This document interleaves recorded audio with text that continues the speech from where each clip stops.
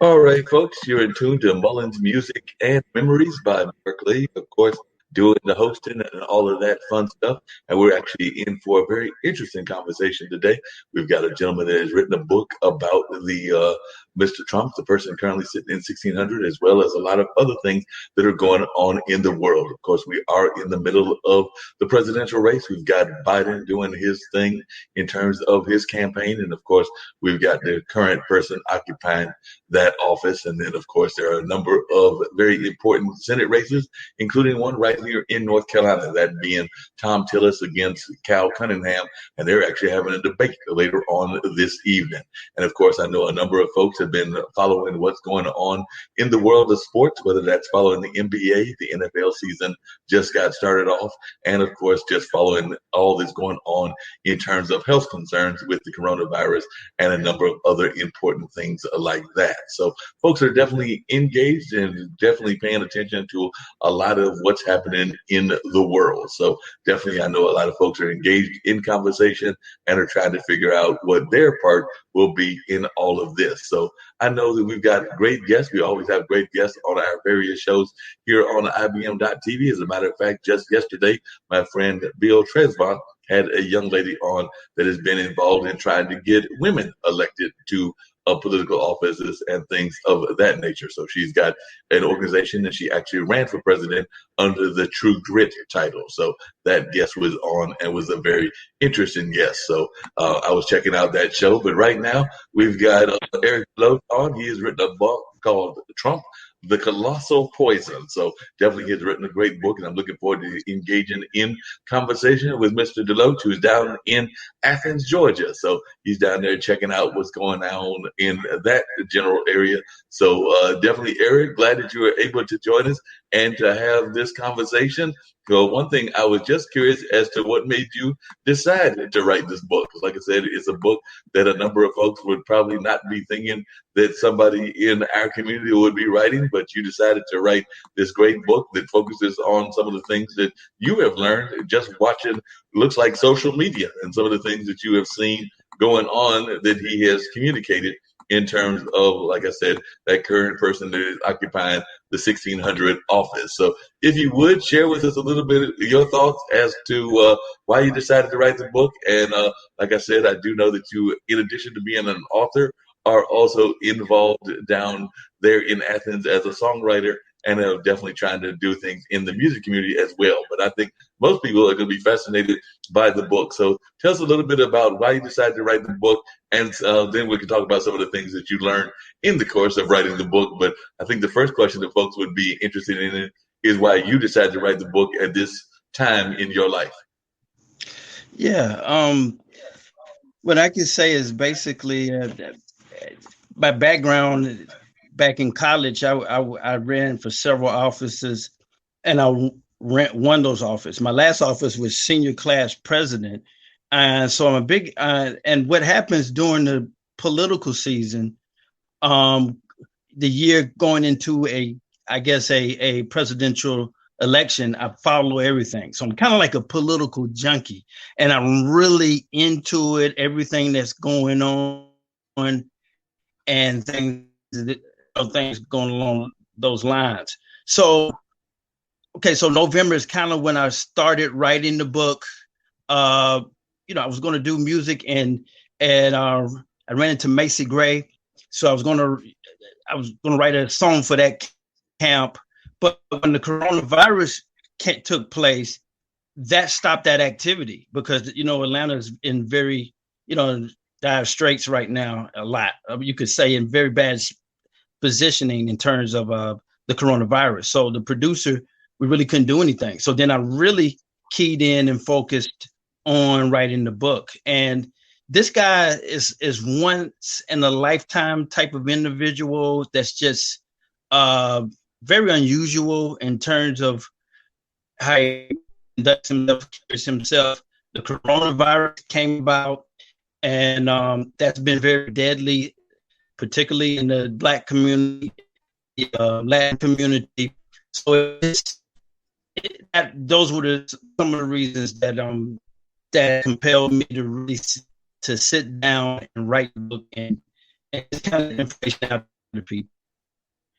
Gotcha. And what are some of the things that you learned while writing the book? Like I said, he's always putting things out on tweets and Facebook, and some people think that that current person in 1600 may spend more time on social media than he does actually running the country. But I was just wondering, what were some of the things that you learned within the book that have fascinated you about that individual? I know a number of folks are also wondering about the presidential race. Some people are already saying that, of course, his opponent is way ahead, or at least I think 7% ahead and everything. We dropped him and everything, so hopefully he'll come back and we'll continue the conversation. But yeah, we dropped him there for a second, but he's trying to come back on. Mr. Deloatch is, but I do know a number of folks are trying to figure out what's going to happen with the campaign and how the campaign will go about. So we're having a number of folks that are trying to figure that out. So, Mr. Deloatch, if you're still there, we'd love to hear your comments on what you think is going on with the campaign and how the campaign will manage. Because like I said, I do know the last time I checked, I think Biden was up 7%, but I know a number of folks in the Democratic camps want, the folks to realize that Hillary was ahead and actually won the popular vote. So to kind of go in with the attitude that you're losing, not with the attitude that you're winning, particularly with this man that is a master at social media. So when you were doing your research on Trump, what are some of the things that you found out about his involvement with social media? Well, he's a pro in terms of social media. I mean, Twitter. He's one that really revolutionized that in terms of having a voice that can break through the media and kind of set the tone. There's a couple of things going on. You have, what would you call that? You have that Midwestern factor going on to where those individuals, a lot of them white workers in the factory, once twice for Obama and then vote for Trump. But I think that they're going to go back. They're going to go back Democrat. Yep. So, like I said, Mr. Erick is trying to get us on some engaging conversation. So definitely we'll hopefully have him come back and talk a little bit more. Yep. Yep. I hear you. Yeah, I'm saying the last thing I was going to say real quickly is that to the question, that educated whites are moving towards Biden, and actually because of his background, he's that shit. Talking about he's getting some of those white uneducated votes, and that may due to the fact that he's a white male. That may be what's to that factor, but he's campaigning. That she refused to campaign in places. But he's actually campaigning in those areas and taking those serious. Michigan and Wisconsin. Yep, definitely trying to get those things going in Michigan and in Wisconsin, and definitely a lot of folks felt that she ignored those places and that she didn't really do a good job of trying to campaign with those, whereas looks like Biden is trying to hit all of those spots. And of course, he did pick Kamala Harris as his vice presidential candidate. So we'll see how that plays out in terms of the conversation and what happens with that. So, like I said, you wrote a number of points in the book. I'd also heard that you had thought about the religious right, or as you called it in one of your posts, maybe it should be considered the religious wrong. So, like I said, I was wondering what some of your thoughts were along those lines, because it does seem that I know the evangelicals had a number of concerns and thoughts about what was going on in their mind. So, definitely, how powerful has the evangelicals have been? I think that with that particular group, they say that they're for God, but yet they vote for, a group that's not inclusive of minorities. So, I mean, I think somewhere in the Bible it says that God is no respecter of person. They totally disregard that principle. And the guy has had extramarital affairs. He lies, like you take in air, but yet and still they support that guy. So, they may think that they're the religious right, but I mean, they're not. I don't think they're approved by God to be the religious right. And until they, follow the principles of the Bible and really be inclusive, then that they can be viewed in many circles as the religious wrong. Gotcha. So what is your thoughts as to how the election is going in terms of the campaign? Like I said, I know that definitely Trump has been doing a number of things. Some folks would even say that he's trying to stir up hatred in the community, whether that's like pitting the BLM against the police or different other groups against each other. So what is your thoughts as to how the campaign is going and exactly what he is doing in terms of division factors? Well, I mean, the concept of talking about, minorities, in particular blacks, are going to come to your suburb areas and they're going to mess up the culture there. They're going to loot, they're going to steal. And him not being knowledgeable to know that you have Indians, Asians, blacks, some Latins or whatever that are, highly educated and elites in their own rights and stuff like that, that the suburbs is not made up just of whites. It's made up of, of America and it's very diverse. And so it's not 1940, 1950. So I think that he's very much mistaken in not understanding what the suburbs really consist of. And a lot of the people that are, I guess the extra point would be, and quick point, is that a lot of the kids that are marching the streets come from the suburbs. So, I mean, and so they have influence and curry and favor with their parents. So I think that the parents will listen to the children a little bit more than they'll listen to Trump, who doesn't have his facts straight and is liable to say anything at any time. Right. What are some of the things that you learned that really surprised you when you wrote the book? Like I said, you wrote the book because you were following kind of what he was doing and just kind of studying him and everything. So had you thought about writing about anybody else, or were you just going to concentrate on Trump because he was so fascinating? And what are some of the things that surprised you that you learned when you wrote this book about Trump? So what are some of the things that surprised you that you did not expect to know? Okay, well, I got into the coronavirus, and I got into, the as I wrote, you got into the demonstrations.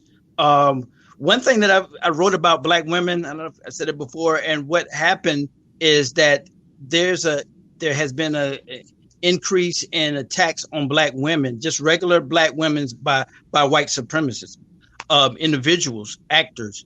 That caught me off guard very much. I got into reparations, and that was kind of interesting. That is starting to make its way, and being seen as a viable and relevant issue that's coming on. What I can say down here in Georgia, which is very sad, is our governor here, Kemp. He instituted a directive, you can say executive order, that at the ballot, that if you go and vote, at the physical location, that individuals do not have to have that you cannot enforce them wearing masks. I read an article, and I include that article in the book in the back. And in Athens actually happens to be where he's from. But the council actually have some kind of way they put out applications so people could apply for absentee ballots and stuff, and they're very much in disagreement with what Governor Kemp is trying to do, because that's very dangerous. People go out, some people don't have their masks on, and they can expose the virus or get sick themselves with the virus in that type of setting. I don't know. I don't see the logic in why he did it. I'll put it that way. I'm not gonna go any farther than that, but I don't. Was there some type of motive behind it? I don't know. I just think that that's probably he should have came up with a better policy. Yeah, it definitely seems like he need to come up with a better policy, some way to actually enforce the mask rules. Because I know that different states have had spikes and even have had surges sometimes with the coronavirus. What is the state of things in Georgia right now with the coronavirus? Are y'all in stage 2, stage 3? So where are y'all in terms of the virus and the mask wearing? Is it required to be done on a regular basis, and are they doing any kind of regular enforcing? Because I know here they're trying to get making in North Carolina, make sure that everybody wears the mask, does the social distancing, but they have opened up the restaurants a little bit, so they're not at full capacity, but they're opening up to a percentage that can come in. So where are y'all at in particularly over there in Athens, but around Georgia in general, where are y'all with that? Well, what happened is that, you probably heard nationally that it got out nationally that he was trying to sue the mayor of Atlanta. He targeted her, but there was other mayors, Savannah, I think Augusta, that were trying to make mandatory the masses. And I think surrounding states, maybe Alabama and different places, were making the mask mandatory. And then I think the situation really got bad in Georgia. So then he came up with a plan that they could do it.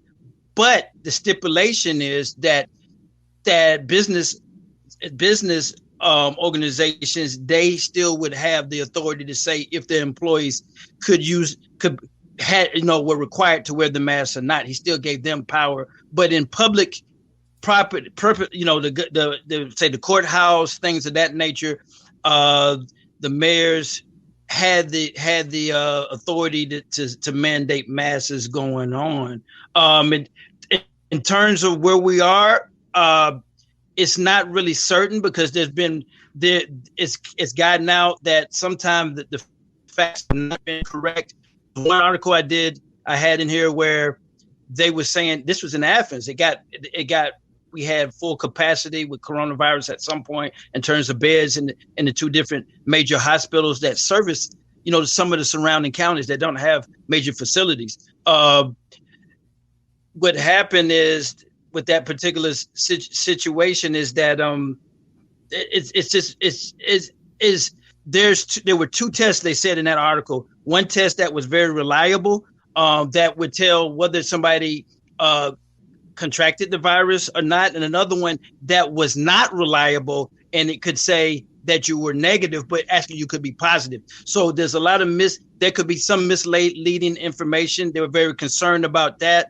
And so we really don't know, but we do know that in maybe a month or 2 months ago, that it became a hot spot, the state of Georgia, that it was more likely per, I think, 100,000 that you could catch the virus in Georgia more than any other place. Even Trump, that his administration task force had tried to get Kemp to make it mandatory. Kemp didn't really want to, so he came up with that plan that I told you that the government agencies, they could enforce it just in the public locations, and that the businesses could have the flexibility to do what they want to do. And then the last thing that he snuck in, I don't want to say he snuck in, but he had in that it was not required to have a mask at the polling places. So we really don't know. And that they started with, he started opening up earlier than other people, and, hair salons in very dangerous places. It's really up in question in the air what's going on, but we know that it is out there, and you have to be very careful. And Atlanta has been a very, very much a hot spot. Yep. New Atlanta was a hot spot for sure. A number of folks were concerned about what was going over there in Atlanta and all of that. So tell the audience a little bit about some of the other things that you found out. What did you find out? Because we are an international platform and everything. When you wrote the book and everything, what were some of the things that might have surprised you about his relationship with foreign countries, whether they were allies or whether they were folks that he might consider enemies or whatever? But as you wrote the book about Trump, what were some of the things that surprised you about his relationship and the country's relationship with foreign countries? two things that kind of stand out. One is as not so much a relationship, but it deals with foreign affairs. South, I think Korea, pretty much at the same time we had the virus, they had the virus, but they were able to shut down and get their numbers down to somewhere, maybe less than 500.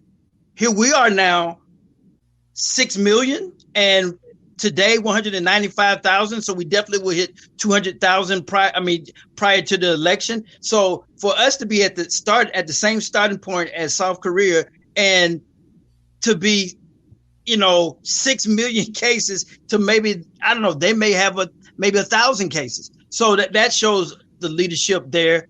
I think what's kind of known out there, a known commodity out there, is the situation with Russia, that this issue about the boundary, about them, that Russians, they actually had an article. I remember the article was saying that they had got somebody who actually was a drug dealer, if you will, that some kind of way the contractors got that person to be a contractor for us. We didn't really vet that person and check that person. If you check the article, but that guy was a drug dealer that you got to be a contractor. The Russians got to that guy that was in the Middle East and Afghanistan and had him and took money, and paid money, smuggled money to him, and he would get it to the terrorist organizations, and they would be the ones that would harm or either, allegedly potentially kill American soldiers and also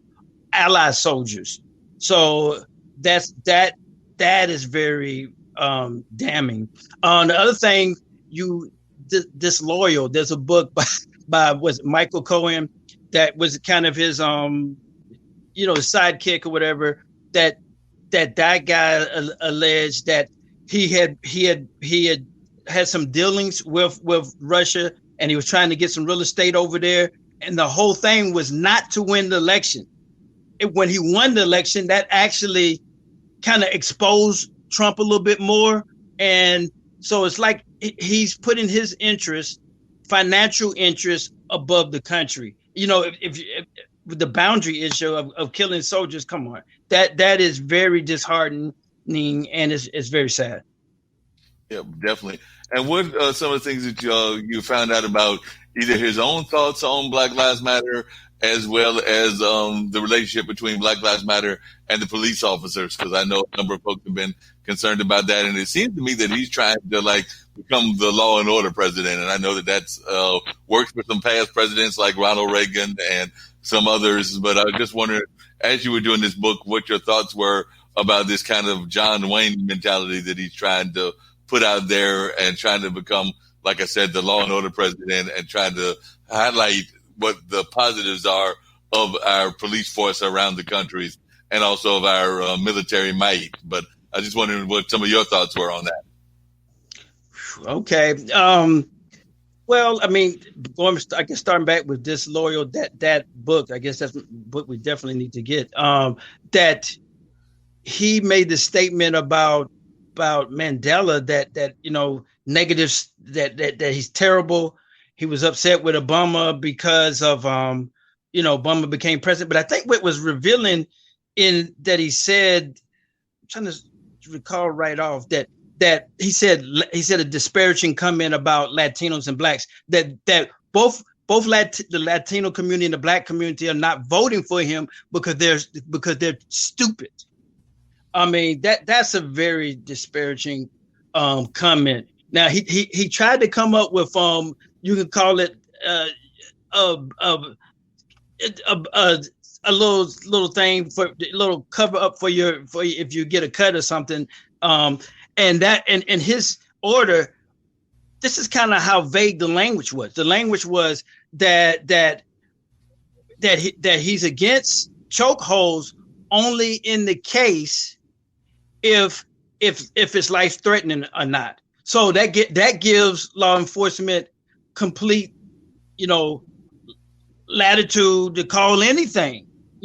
Somebody could just hold their hand up you. Some kind of way they can use that to kind of protect themselves. The other thing is also immunity, whatever qualified immunity. He didn't do anything in terms of knocking that down.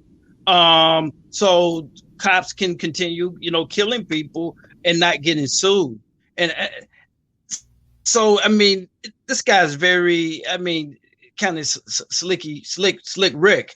And he didn't, I don't think he in that language, he didn't say anything about cameras, body cameras and things of that nature. And I'm sure what's a promising case is the one that's in, of course, the George Floyd is a promising case. I think that we're going to get some convictions there in terms of that. But what's very promising, and it's only because you have Black people that's in charge, is the Rochester, New York case where the gentleman had mental issues and stuff to that effect, that the police chief resigned. And it looks like that's going to be a case that's going to go against police in that particular case, because it happened, I think, sometime in March, but the video didn't come out until September, and you have whites, blacks, everybody disappointed. And I just think that and they can't, they protest several days, and they actually, in the midst of protesting, somebody that represented an official came out and said that the state of New York will have some type of grand jury to look at that case.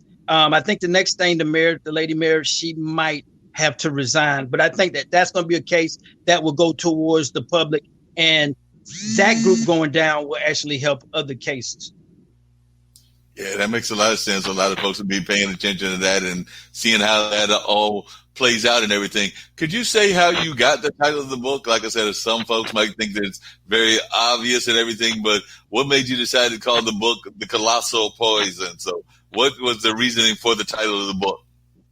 Well, I thought at one time, a serious threat, a national threat. This guy has gone beyond, national. He is literally poison to where it has entered the United States, and some things will not be reversed. He kind of, the next presidents, if you ever have one that wants to push the envelope, they have quite a distance to do it. And the whole concept of norms are kind of like going out the window. You're going to have to put laws in place. And I don't know. We don't know how far our Congress and Senate want to do, because it may affect things that they want to do. But any concept of norms is disbanded. So he's definitely a poison, and he has really brought the reputation and value of the country down. It's going to take quite some time for us to recover, for us to actually become I don't think we're the number one world power at this point. I think China is, we may be second, but it's going to take some time for us to regain grounding. Yeah, that makes a lot of sense. We definitely have to try to come back if we're going to be a solid world power the way that we used to be. I would definitely agree with you on that. They're going to have to try to find some ways to get things reestablished. But even like economically, I'm surprised that a number of folks still want to vote for them that are having hard economics themselves, because we're definitely in the middle of several crises. Some people would talk about the race relations crisis, of course, the crisis that you've alluded to about the coronavirus and our health issues. But I think you can also add to that, a number of us are facing economic hardships as well. So a number of economic hardships that are out there. So I don't know how things are in Georgia, but our number of folks there are still unemployed and still trying to collect money because they've been laid off, or some of the companies starting to rehire, or how are things going down there in Athens in terms of employment figures and in terms of folks going back to work? And are you sometimes surprised by some folks that are still very much behind him, even though they've gone through their own economic hardships and are having a hard time just getting bread on the table and milk in the refrigerator? Yeah, well, I can go to this concept you said that people ran into a white Republican, and the guy wants to buy the book. He's going to buy the book, but he's seen the wildfires hitting the West, and he his rationale is that it's the governor's fault. It's not the president's fault. So basically at that point, I felt like I don't think we need to. Okay, buy the book. Maybe the book may convince you to see things in a more open mind fashion, but I really didn't want to get engaged in any more comments with him because it's obvious that the federal government needs to get involved. And they actually saying on the news today that some of the areas where the fire started was on federal ground in California in different areas. So it is the federal directly their fault. I mean, and here you got Trump campaigning and there's a major crisis going on. People are dying. I know like 2 days ago, it was like 20 people dead, and he's campaigning. I mean, I think you have to stop that crisis. Stop campaigning, address that crisis, and it comes first. You're president before you are candidate for president. Yep. And it seems like he's been running for president ever since he got elected to president. And I know a number of folks that are even wondering whether he was surprised when he won the election, that he was almost not expecting to win, but then he won, and he's been doing these crazy things over the last several years and all of that. So I agree that definitely he's got to do some things out there with California, because there's a number of issues that are going on in California, and they're still trying to figure out what to do with those issues. So it's definitely going to be interesting to see how that plays out and what happens with that. So, could you talk to our audience a little bit about how the book is divided, what the chapters are, and then maybe we'll go into some of the conversation about what those chapters are. But I assume that you've written different chapters. So how is the book divided, and what are the chapters of the book? Absolutely. Chapter 1, ironically, I don't know I guess it's God. I mean, I couldn't foreseen this happening. It's about sports and free speech. So chapter 1 starts, I did not know we were going to have demonstrations. Chapter 2 is called Guns, Let's Save the Children and Keep American Citizens Alive. And that's about the gun issue. With guns out in the street. We might be seeing now that they never really wanted to solve that issue, because we can talk about that there might be a possibility of a second civil war. Okay, that's real. Okay, third chapter is about Black women.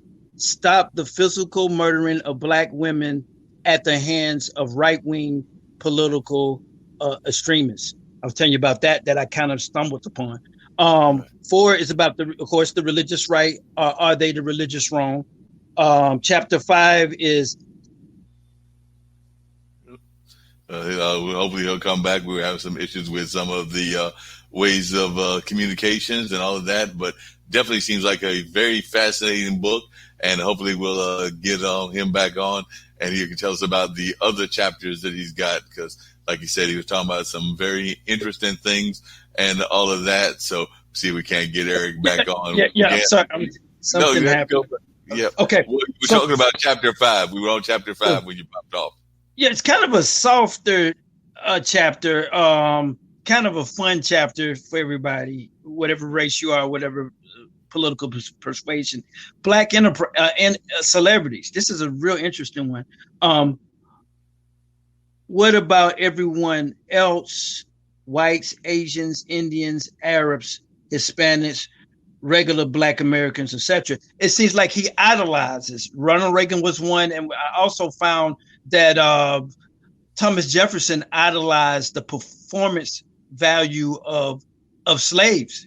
It really put them in high regard. Ronald Reagan loved Michael Jackson. So did Trump love Michael Jackson, and also Kanye West. And actually his wife actually, kind of begged Trump to try to get the rapper I forgot what his name, the rapper that had the problem in Sweden. So he went out his way to try to do something. It's funny how they have a love for actually loved the black entertainers more than the white Republican politicians, believe it or not. So that's an interesting chapter. Chapter 6, we go into the foreign affairs, the nightmare of that whole situation. And I talk about the different countries. Number 7, you talked about the economy. You were talking about Trump's economy, make believe on the surface before the coronavirus. He did some things there that were quite interesting. And then immigration and policy, hate, or can we do better? That's chapter 8.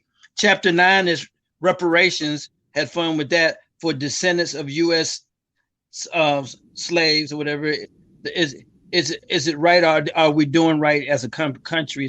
Are we doing right as an option for the country? Chapter 10, I go into American healthcare. Healthcare are death and bankruptcy. Chapter 11 is Trump's impeachment. I go into the whole impeachment thing, a national security threat and international failure.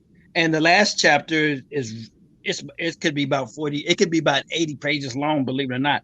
I'm kind of scared to write a chapter 13. so okay. But I will be writing some more chapters later on for the second version. But chapter 12, we'll go there. 2020 election, coronavirus, and the 2020 social racial justice protests, a matter of life and death, success and failure. Oh, wow. That's a lot of good content in there and everything. You mentioned the guns and everything, and we do see a number of folks that are buying guns now because they're concerned about their own safety, or they're concerned about the safety of their neighborhood or whatever. So what was your take on this whole gun buying trend? And also, like you alluded to earlier, there are some folks that are speculating that we could be heading toward some sort of race or class war. But as you've done your research on your book, what are your thoughts on that? And do you think that that's somewhere that we're heading? Well, I'm actually going to do a chapter on that coming up to the extended version. But what I can say is I'm from Athens, Georgia. I lived in San Francisco. I lived in New York 16 years, Houston, Texas a little while. So I've been around, but I can say in Athens, Georgia, I was born in Elberton, Georgia, and formed down there. And you just know way back in the day, not really paying attention on a certain group driving around with guns, and it was, with long guns, and it's kind of like, okay, there's no diggers on the roof. Why do we have this extra firepower? I'm starting to sense that they never really wanted to, a certain element never really wanted to address the gun matter, and wanted to kind of leave it open, and we're preparing for the potential of the times now that they would rail against the government and actually at will kill people. I think there's underlining something going on more than we really knew. I think in certain camps of certain people, they were planning for a potential atmosphere to come out like this, and the vast majority of us really didn't see that and really thought people were sincere about addressing gun violence. I think they're willing to for people to die. For every once in a while, there'd be a school shooting, as long as a certain element can keep their guns and be ready to cause disorder. Wow. Yeah, you got a point there and everything. So what's your speculation? We're only about several weeks away from November 5th. So what is your speculation as to how the election will turn out? Because I know a number of people are talking about the fact that Biden has a lead right now and everything, but you've done research. You've been watching a little bit of the campaign, just studying what he's all about as well as his office. So what is your thoughts about November 5th? Do you think that it's a given that we'll have a new president, or do you think that the incumbent will win, as often is the case? So what is your thoughts on where we are in terms of the political season and in terms of the political race? I think that Biden will win. But I think, because see, the people that are switching are the educated whites. And they kind of understand, even in the South, some areas, they kind of understand that, and especially the elite whites and those that are, extremely rich whites, because they have the most to lose.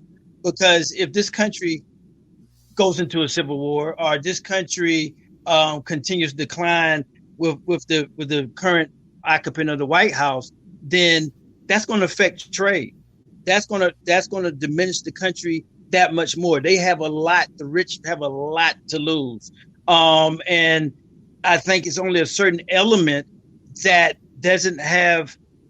They don't have power, and that's why they want guns. They don't have power. They don't care. They don't care about what Germany thinks. You have to do business. They don't care about what Japan thinks. They don't care. Let's just if we can't maintain the status quo of, I'm a certain skin color, and even if, you're a talk host and you work hard, I'm talking about you, and you're successful, and I refuse to work. They want to maintain that sense of power just because of a skin color, and I think that's you got too many different minorities in that are here that have a lot at stake, and he's just not going to win. I think it's if you had people that were not so much educated or whatever, then we'll be in trouble. But we have those that are, and then we have that extra factor, the Midwest I was talking about, that those people voted for Obama 2 times.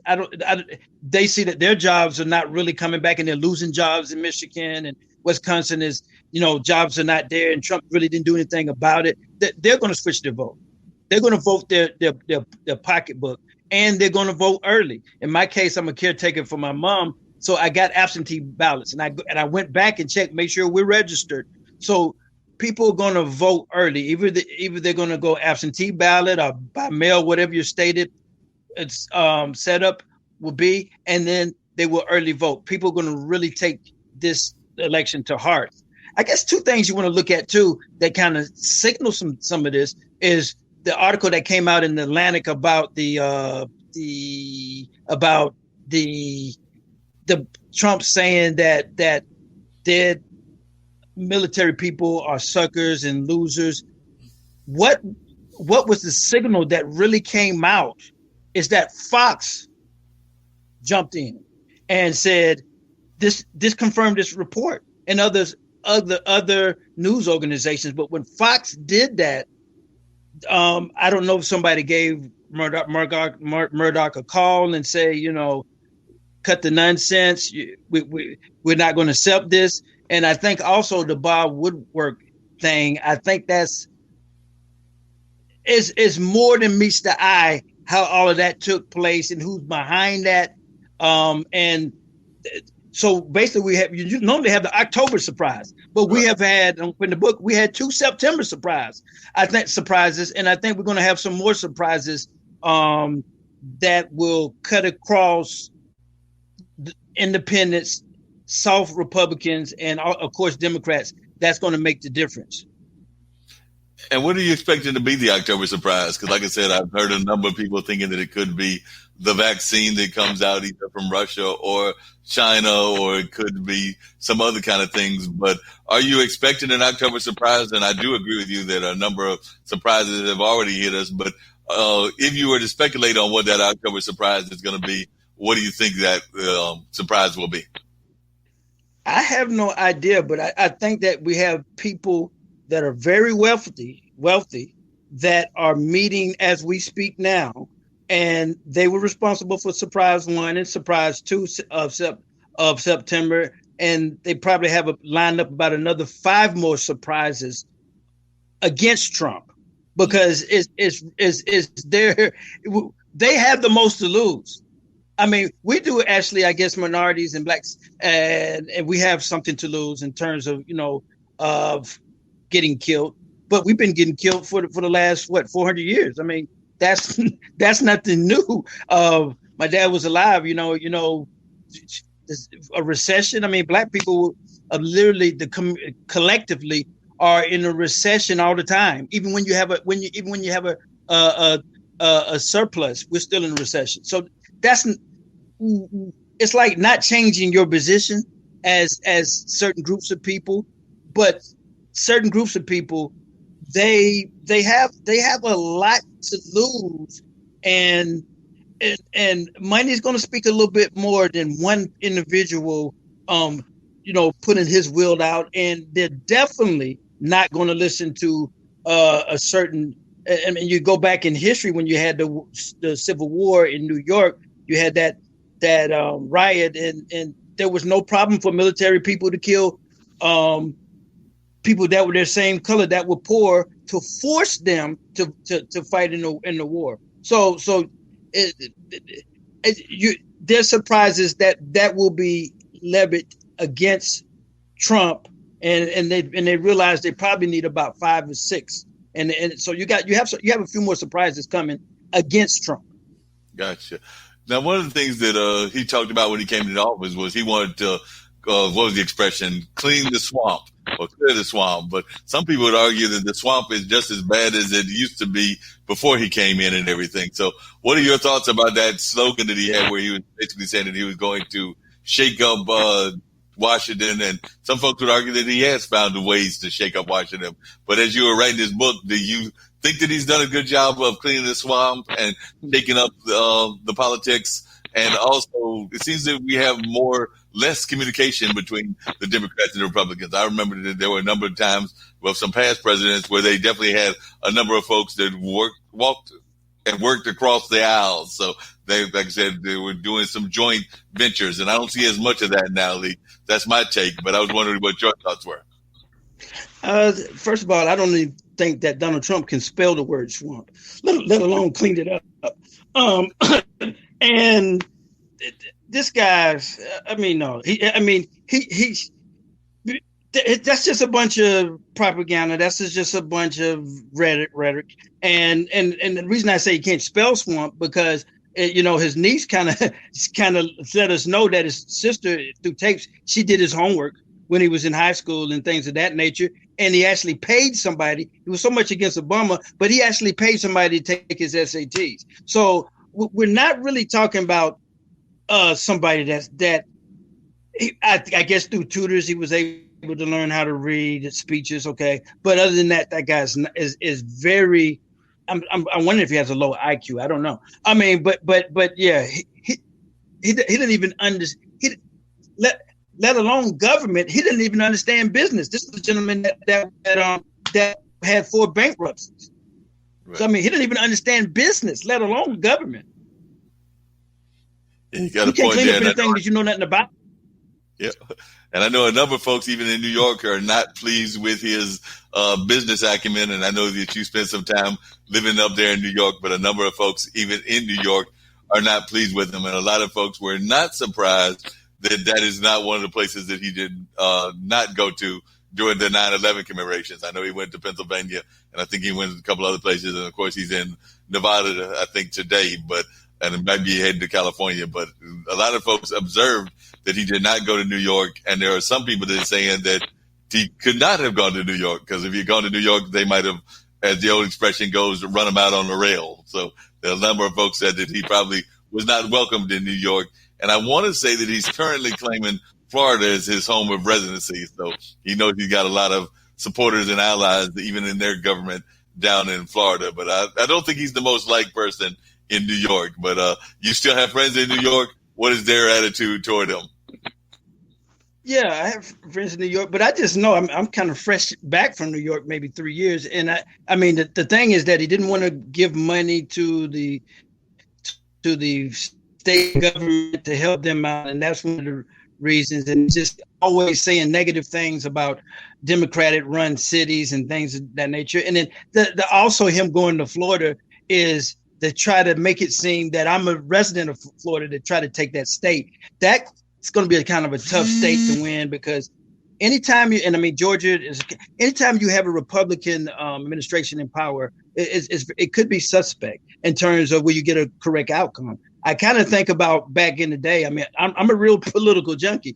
I remember when Bush was running against Gore, and Gore was basically going to win Florida, and his nephew or something. Bush nephew said, "Hold up, wait a minute, it's not over with."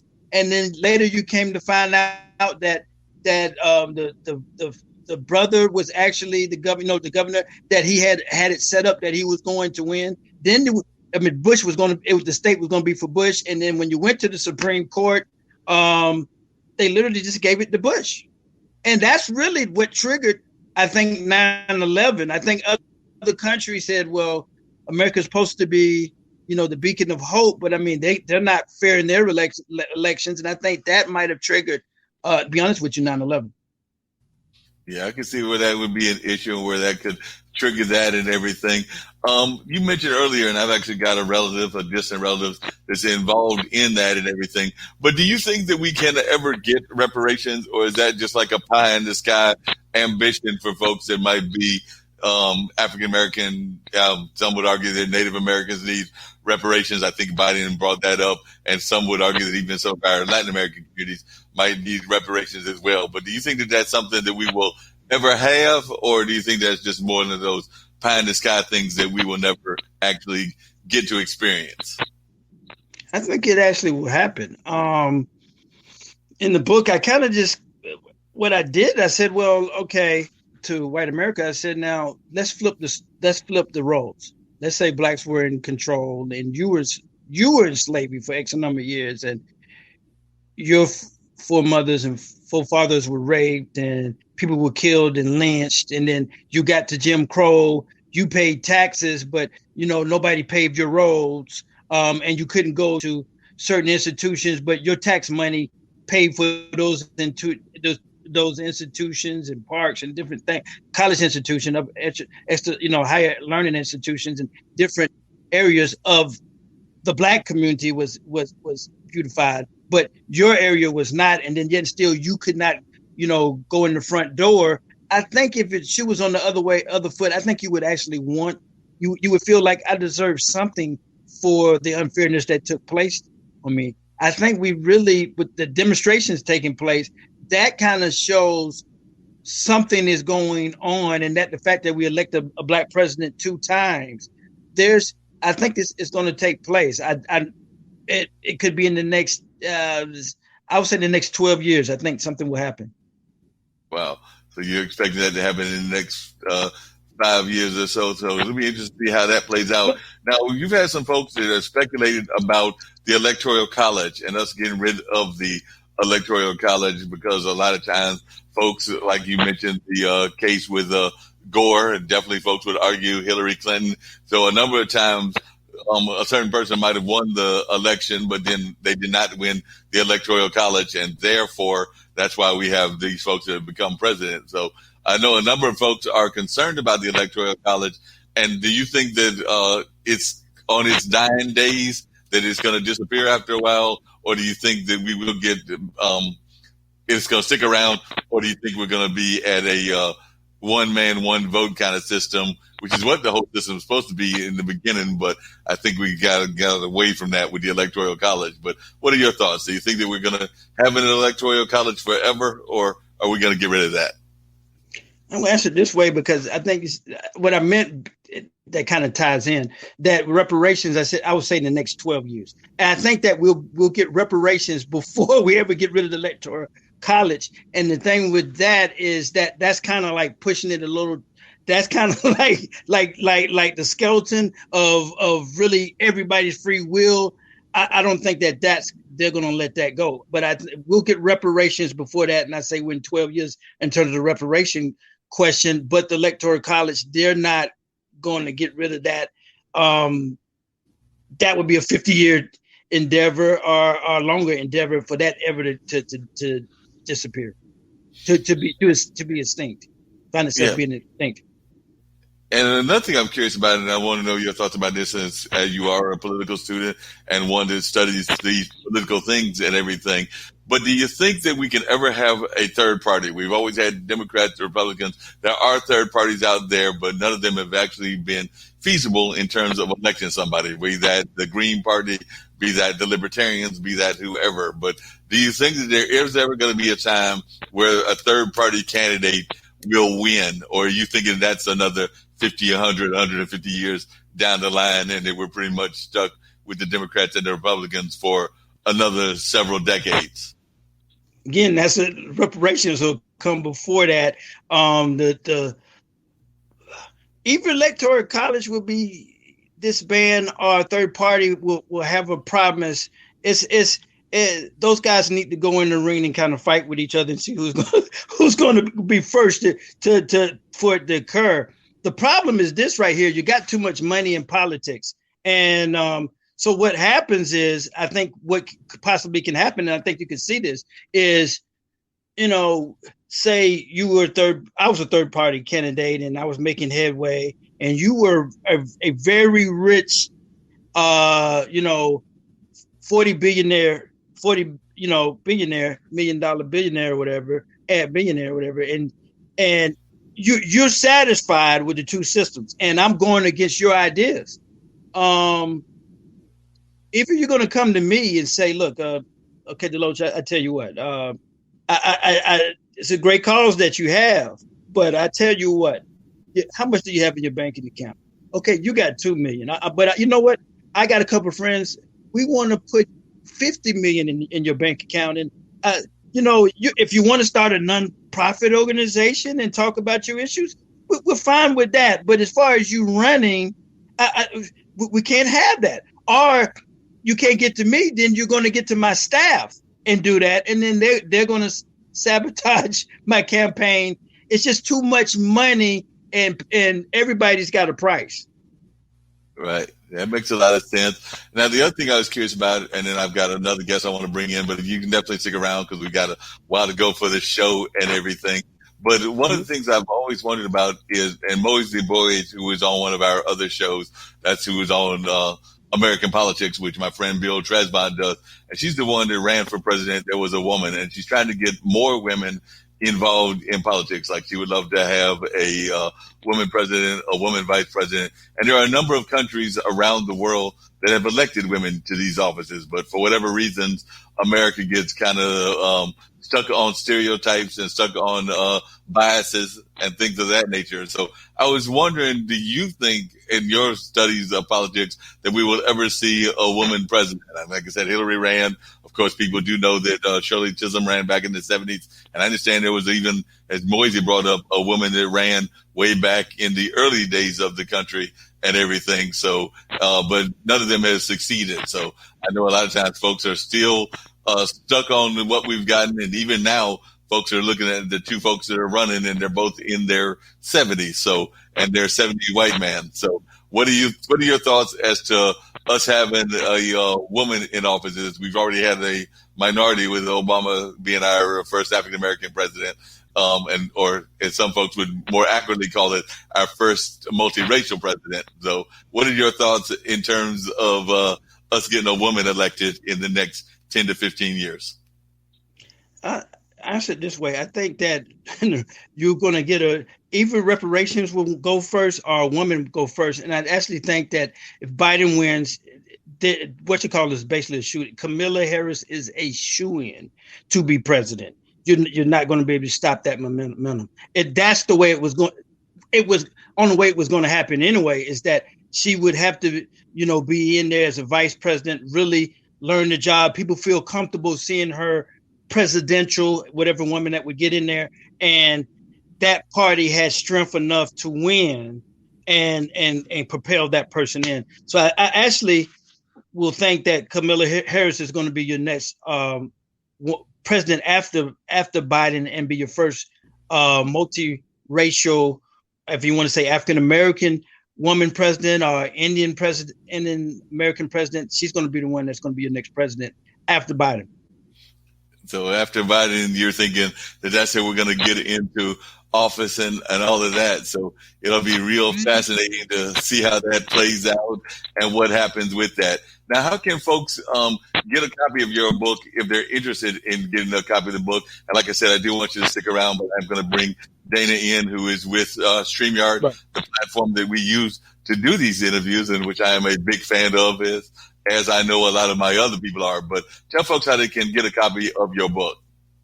Yeah, you can get it on Amazon. It's on Amazon, and It's called Trump. I guess you can link it or something up, but the main title of it, the top title is Trump, the Colossal Poison. Look for Erick Deloatch and put in Trump, the Colossal Poison, and you can get it on Amazon. It's available there. All right, sounds great, folks. Check this book out.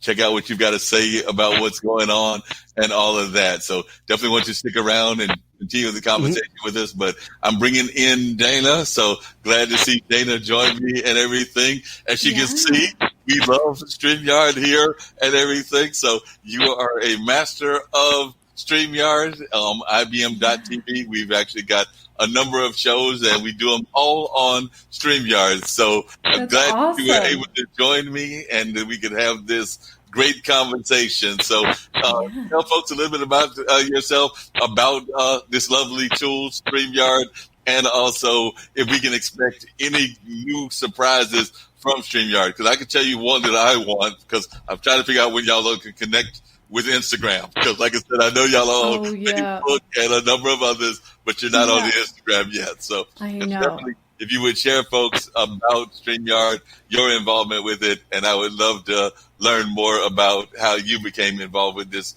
great tool that a lot of us are using in the media, because I've even seen some of our big anchors like ABC and others that have been using this platform. Yep. Yeah, absolutely. Well, first off, thanks so much for having me on your show. I love seeing different ways people are using the tool, and it's so fun to join people in their StreamYard streams to talk about StreamYard.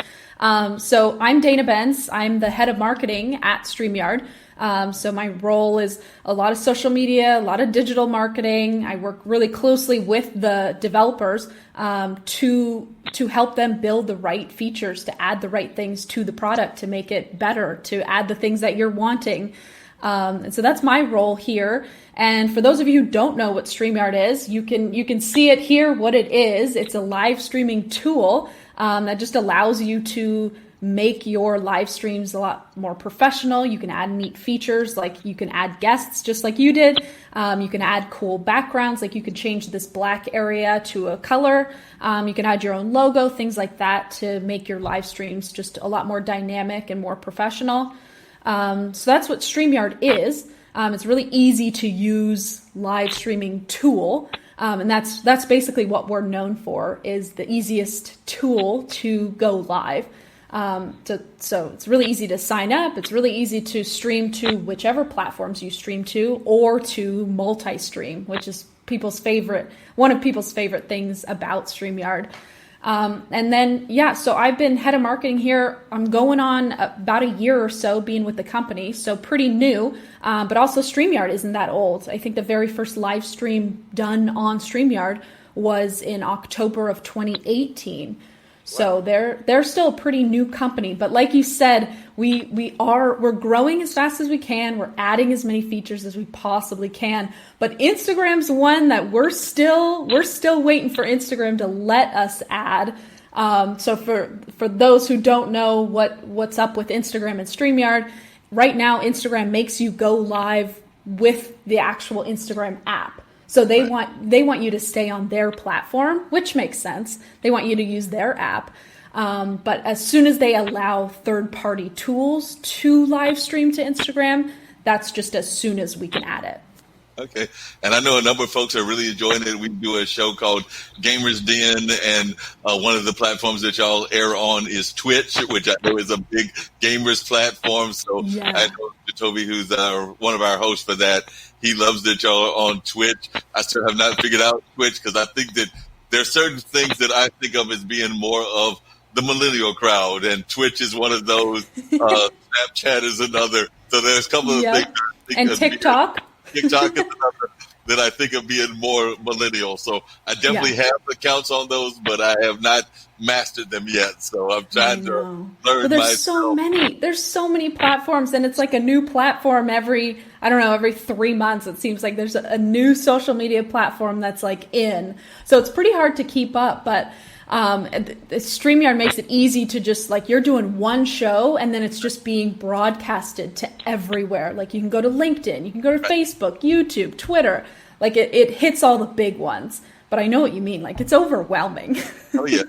it can be quite overwhelming. Now, one of the things that one of my friends wondered, and he was wondering about that, is we do stream to multiple platforms, and we use it to stream to multiple platforms. But my buddy that does the Funk Show is like, he sometimes wishes that it could just be like one link that went all the time at one time, and also he sometimes wishes that we could create a link that was strictly for the show and not have to create a change link all the time, because like we always have to do that generated code and everything. So I do know that that's two things that folks have suggested to me, is that they wish that there was a way that you could have, particularly if you're doing one show all the time and it's the same show all the time, but you have different guests, but it was able to have one specific stream or one specific connection versus this kind of like generated one that y'all create. So that is something that I've heard a number of folks say that they would like to see from the marketing standpoint. But I don't know how y'all are coming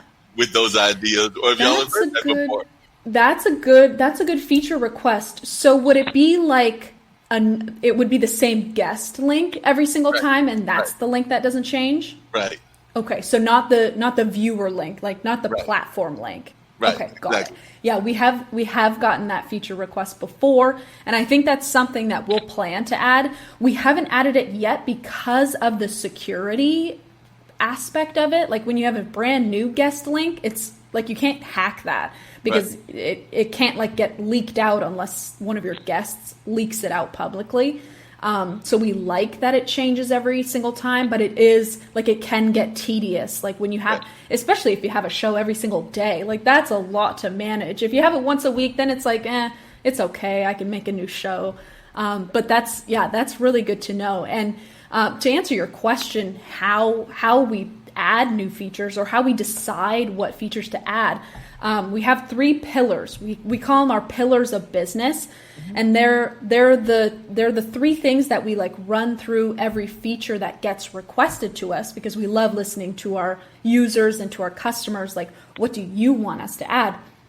So we put them through these 3 questions or these 3 things. So our first pillar is ease of use. So does this feature add in the ease of use that StreamYard is? Like, how easy is StreamYard to use? Or does this feature make StreamYard easier to use? The second one is stability. So does this help the stability of our product? Like when you're going live, you can't have your live stream go down, or the platform can't be down because it's live. Like nothing can go wrong. So we take stability very seriously. And then the last one is professional streams. So does it make your stream more professional? Does it make it easier to make it professional?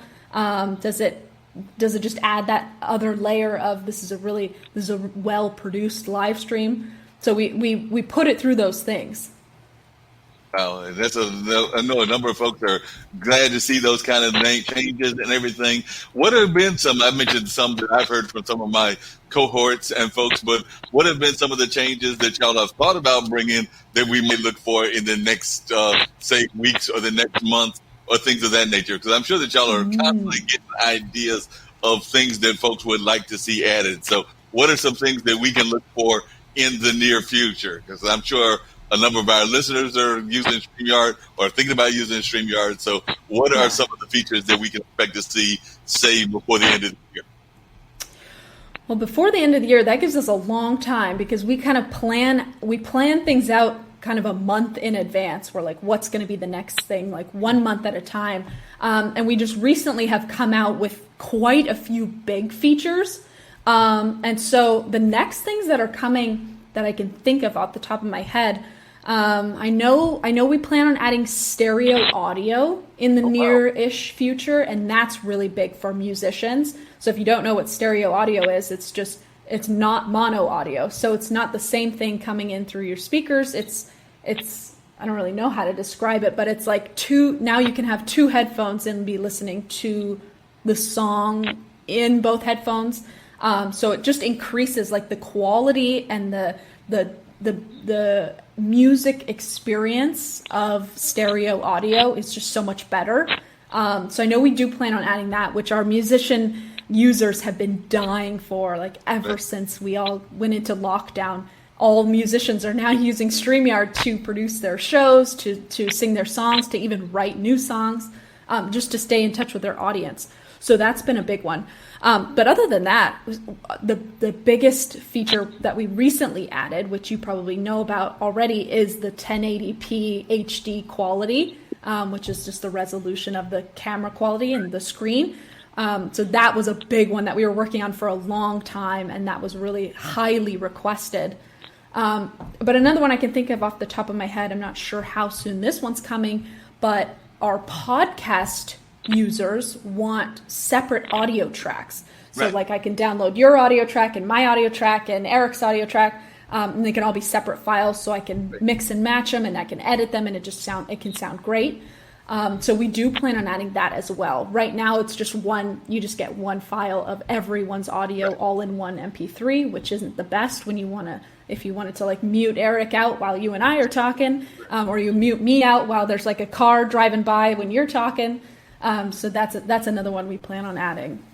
I'm glad you mentioned that, because actually I do 2 shows for IBM.TV on Monday. This one, which we call Mullings Music and Memories and everything. And then I do one called The Radio Show with Marc Lee and everything. But when I had my guest on the first show, the 2 o'clock show, I did have, because I am in my apartment complex, the lawnmower guy going by, and at some point the lady was like, my guest was like, "Is that me or is that you?" And I'm like, "Nope, it's me. It's not Streamyard. It's not anybody else. It's my fault, and I don't have anything I can do about it other than there's nothing you can do."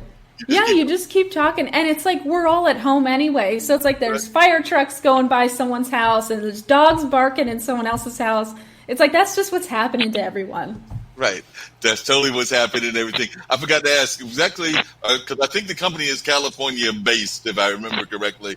Is that, it's in Oregon, actually, right above California. Right above Oregon. So have y'all been dealing with the wildfires as well? Because I know that a lot of that was in the West Coast. Was Oregon hit as well? It was, yeah. It's been hit pretty bad. And so as far as I know, our office was about 10 minutes from what they called a level 1 evacuation level, which just meant get ready to be evacuated, but we didn't have to evacuate, thank goodness. So, but the fires are pretty bad here, but they've been kind of contained. So right now they're not spreading as far as I know. They've kind of just been contained, even though they're still going. And the smoke here is just so bad. They warn everyone, like, stay inside. Which has been it's been so sad. Like there's just been so much damage all up the West Coast. Right. And how is things going in terms of Oregon, in terms of the coronavirus? Because I know it's hitting all the country, but how have y'all been doing in that regards as well? You know, it's kind of been going up and down. So there's like all of a sudden there's like new cases, and then we get better, and we go up, then we go down. It doesn't seem like it's getting better. Like we're all still in lockdown. No one's going anywhere. The grocery stores are open and the restaurants are open, and that's about it. So I think that's how we're trying to keep it under locks, but there's still so many new cases every day. Wow, yeah, a lot of new cases. And by the way, we do have a gentleman that listens all the time, artist Savvy Jackson. So he was just saying right below Washington, he lives over there in the state of Washington. And as he put it, it's a heck of smoky out there. So he was concerned about the smoke and was observing some of the things that you were saying. And he's actually involved in the music community. So I do know that he's involved in the music community and all of that. So definitely glad to see that.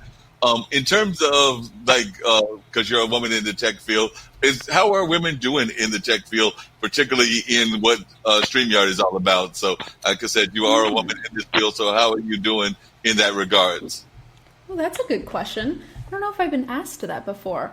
Well, I mean, in terms of if you're asking about women working at Streamyard, I mean, Streamyard loves us. Streamyard loves us women, I think, because we are so, I don't want to say better at marketing Streamyard's product, but I find that we're more excited about it. Like it's easier for us to, I don't know if it's being on TV comes more natural, or we're more excited to market Streamyard as a product. But yeah, so I think 70% of the people that work at Streamyard are women, which is really neat. It's neat for us to say that. But we are still a relatively small company numbers wise. Like the amount of people who work here, we're pretty small, even though our user base, our user count is so big. But yeah, in regards to women in tech, like StreamYard's the place to be if you're a woman in tech. And how is it for women in tech in general? Because like I said, one of our founders of IBM.TV is Kimberly Calhoun, and she's actually got an engineering background along with Nick Palvedo, who's more of a lawyer. As a matter of fact, I've got Kimberly with me right now. So Kimberly has joined our conversation.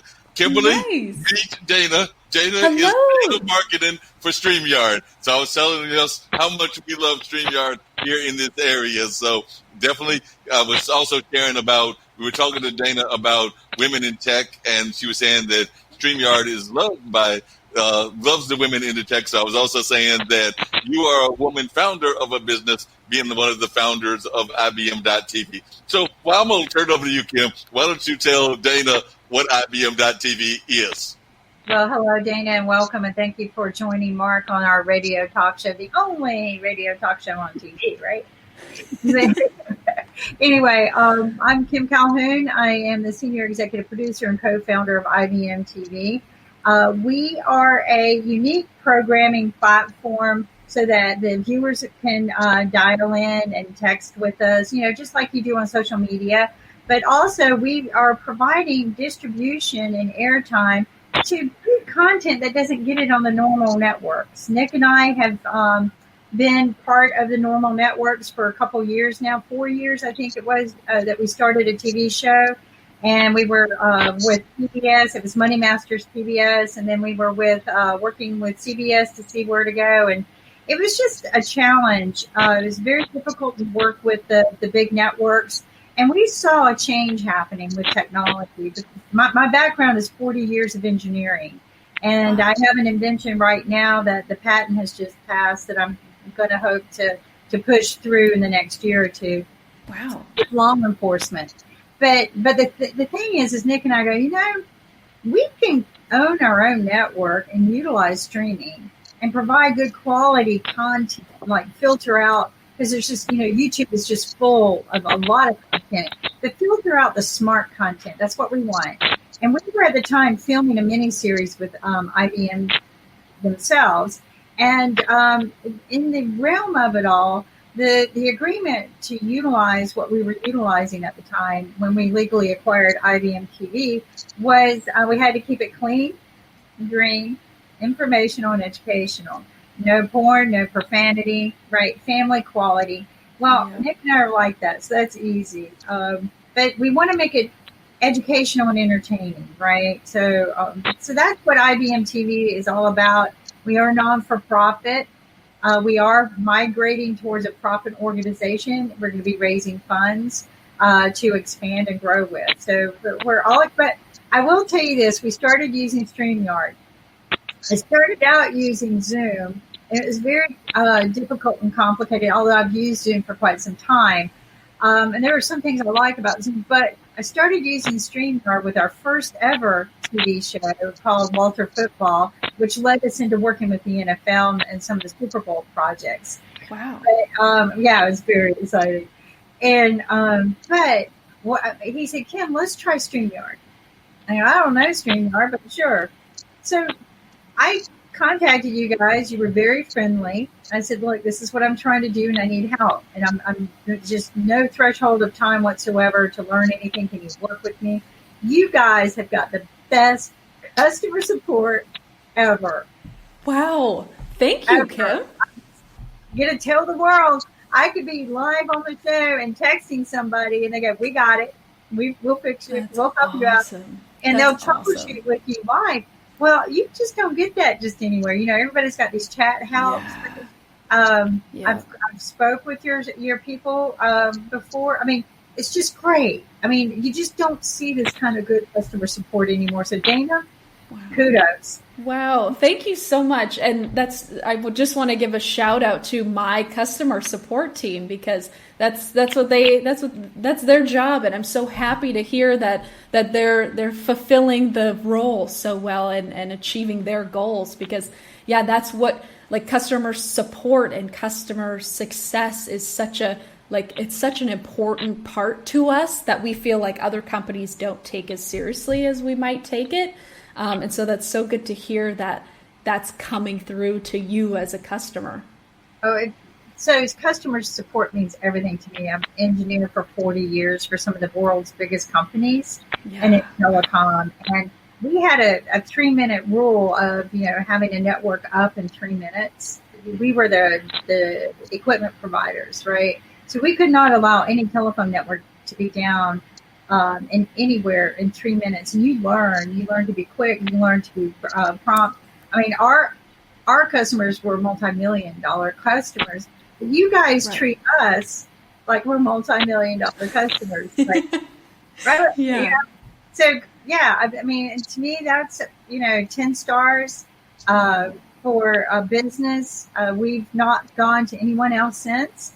We have actually converted people from GoToMeeting platform to Streamyard. That's awesome. That's so good to hear. Well, and I think the live chat, our live chat is what you're talking about, like how you can reach our customer support rep. Having issues? Yes. Yep. So you're just in there, and we think it's so, like, we put that there, and we hired enough people to have a 1-minute response time, because when you're live, if you're having issues, you need someone there to help you. Like, it's so stressful to be live and to not have your camera working or to have something with your mic going on. And so that's why, like, we love our customer support. We love how easy access they are to help you. So, and I'll tell you how great it was. We were filming live some world famous NFL players, right?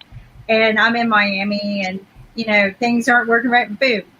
And the guy's going, wow, you got help that fast? That's awesome. Yeah. I know. We were doing it live while we were doing the interviews, and the guys were watching. So anyway, but, thank you. I hope that you come visit us on our other talk shows, if you don't mind me asking, Mark. I would love to talk to you on a marketing level. So I'll give you my email just to give me a shout out sometime, because I would like to talk to you on some other things. While I'm here, I want to say hi to Eric. What an honor, Eric. Yep. I have not read your thanks. book yet. I have not read your book yet, but I'm it's an honor to be invited. Yeah. Oh yeah, it's an honor to be invited. To learn. The book sounds very, very interesting. We have an author that comes on our show weekly. He's a tax expert, but he literally wrote, I think, the first book about Trump when Trump won the presidency. He already had the book making, but he's written a lot of books about Trump. He and one of the best sellers, New York Times. Up here, he's a prize author as well. But Trump is his favorite subject matter. He's been following Trump for 40 years. But I'm going to check that book out. I hope that I get it signed and everything. What's the topic today? Eric, repeat that again. I can hear that. It's called it's called Trump, the Colossal Poison. That's the main title. It has two subtitles, but the main title is Trump, the Colossal Poison. And definitely, I'll sign. You'll have a signed copy. We can work that out. Thank you. Nice. As a matter of fact, just to let you know, we are actually, Eric told me this when we did our pre-interview, and correct me if I'm not because I'm letting Kim know this, because we got another major coup. We are the first interview of this book anywhere. So even though the book has been out and it's about Trump, we are the first interview ever. So it's been on Streamyard and it's been here on IBM.TV. So both of us can claim the first interview with this book about Trump. And he has told me that he's going to put some stuff in the forward of the next edition, acknowledging the fact that we were the first one. So Eric has already promised me that, and I'll make sure that Kim gets mentioned and that Streamyard gets mentioned as well. Nice. So he is. Wow! Thank you. What an honor. That's awesome. Yeah, we got to support each other nowadays, right? And small businesses have taken a big hit in this crisis. And that's one of the things that I am really trying to promote. I mean, I've always tried to promote keeping jobs and trying to find ways to find more jobs for people. And this has been the toughest year ever. And I think we need to unite. We got a little sign language on IBM TV, right? Globally connect, right? Send our love to everyone, right? And then, as always, keep the peace, namaste. But absolutely. But then we pick up some other sign language from people. I'm vice chair at North Carolina State University Science Department. So nice. But anyway, so I just think that uniting everyone together, sharing the positive impacts that we're trying to do for each other. This is what I tell someone: we don't have to agree. Right. If we all agreed, it'd be a very boring place. But the one thing we can probably all associate with each other is that we all want quality of life, right?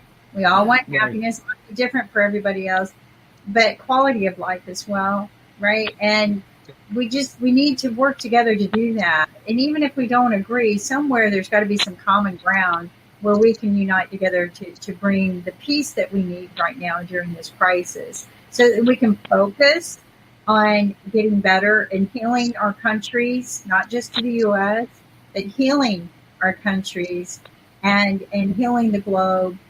We are doing International Day of Peace on 21st. I hope everyone joins us from 4 to 7 p.m. Eastern Standard Time. We have open mic where people can dial in all day and say hi. And then we were voted by the United Nations to be their host. So United Nations selected us to so join us. I don't mean to take the mic away from Marc, but I just want to make sure that message is out there. I definitely appreciate those messages. And actually, I'm going to do something a little out of norm for us, because we usually save these for the end. But since we've got the Streamyard lady here, I was going to actually share a little bit of the announcements that we have created that we air using the platform. So one of them that I will air later on at the end of the show, but we have this lovely lady, which is the daughter of one of our producers, who gives us a little bit of tips on what to do with what's all going on with the coronavirus. So I'm going to bring the ambassador up early. I'll bring her back up later, but I did want Dana to see some of the things that we are doing using their platform. So I'm going to bring up the ambassador as well as American Politics, which Bill Tresvant just did in his first show yesterday. But check this out, Dana. This is some of the things that we're doing here using your platform. Corona से कैसे बचेंगे? Hand होकर और ऐसे अपने खांसी जब आएगी तो ऐसे करेंगे अच्छू अच्छू और कोरोना वायरस को धन्यवाद हमारा म्यूजिक सुनने का. And then that's a great one. We love that one. And then we also have my friend Zach's funk show that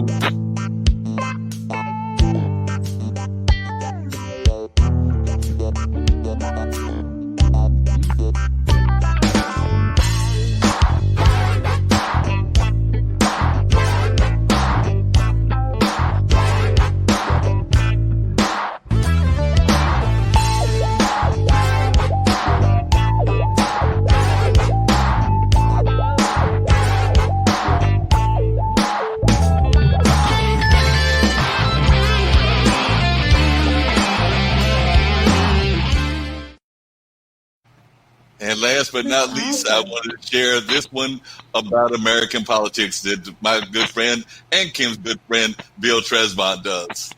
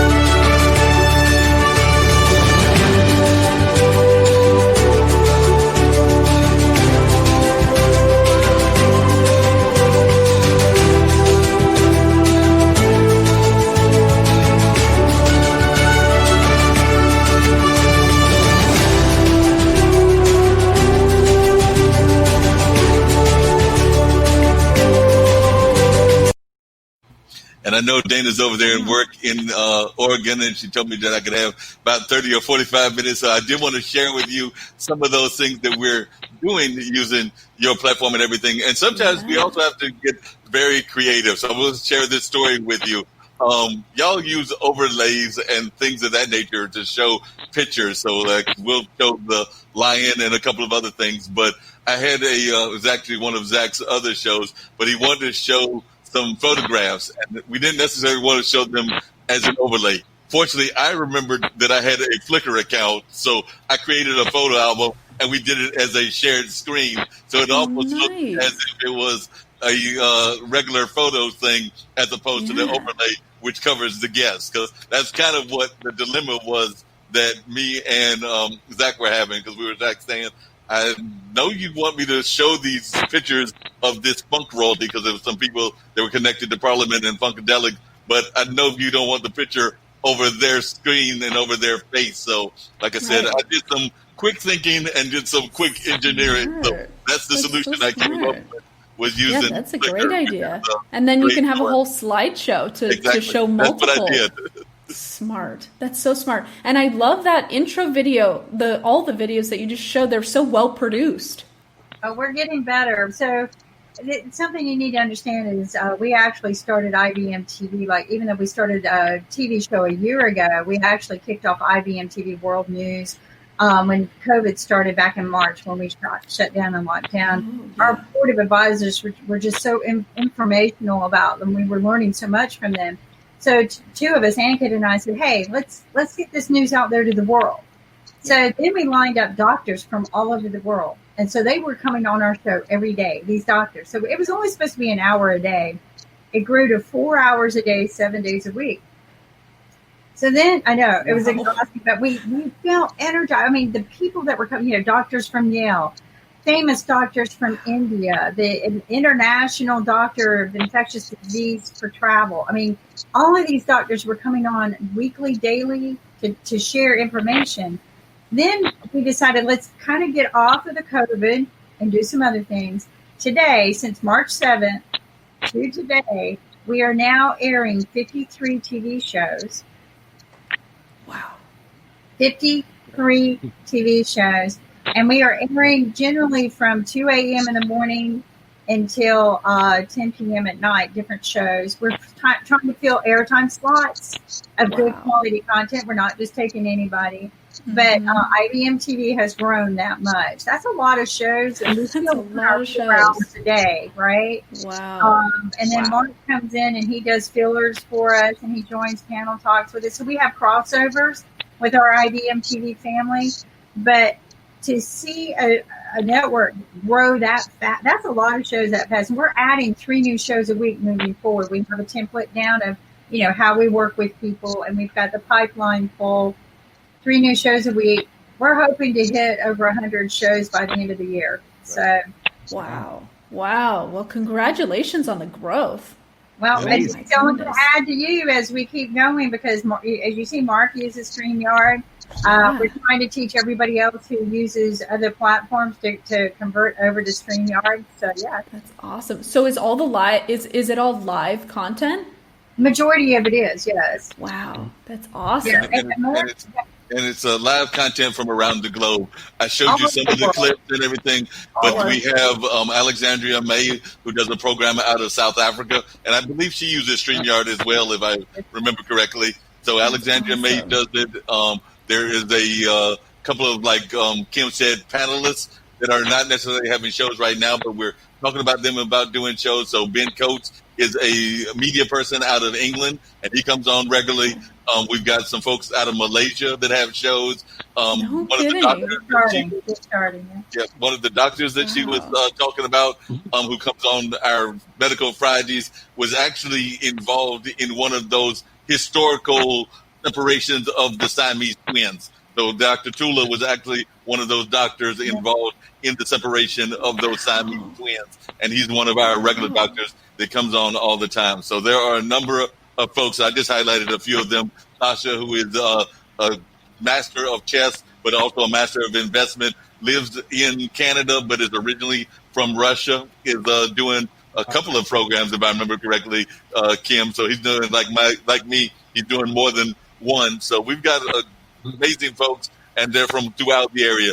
A show that me and Kim are big time fans of is a show called Talking Upstream, and it's literally some guys that are going your way. They're out in that general area of Colorado, is where they are. They're in Denver, so they're in that general west area, and they are basically creating TV shows and sitcoms and everything else, but you are watching them go through the process. So they are literally whiteboarding the process. So we are watching them whiteboard and the creation. Some ideas, like, so Mark and I think we're like, we like it so much, we're like, we could write our own show, but hey, how about this? You know, but I actually watch a lot of our shows, even though I'm busy working and on a lot of shows.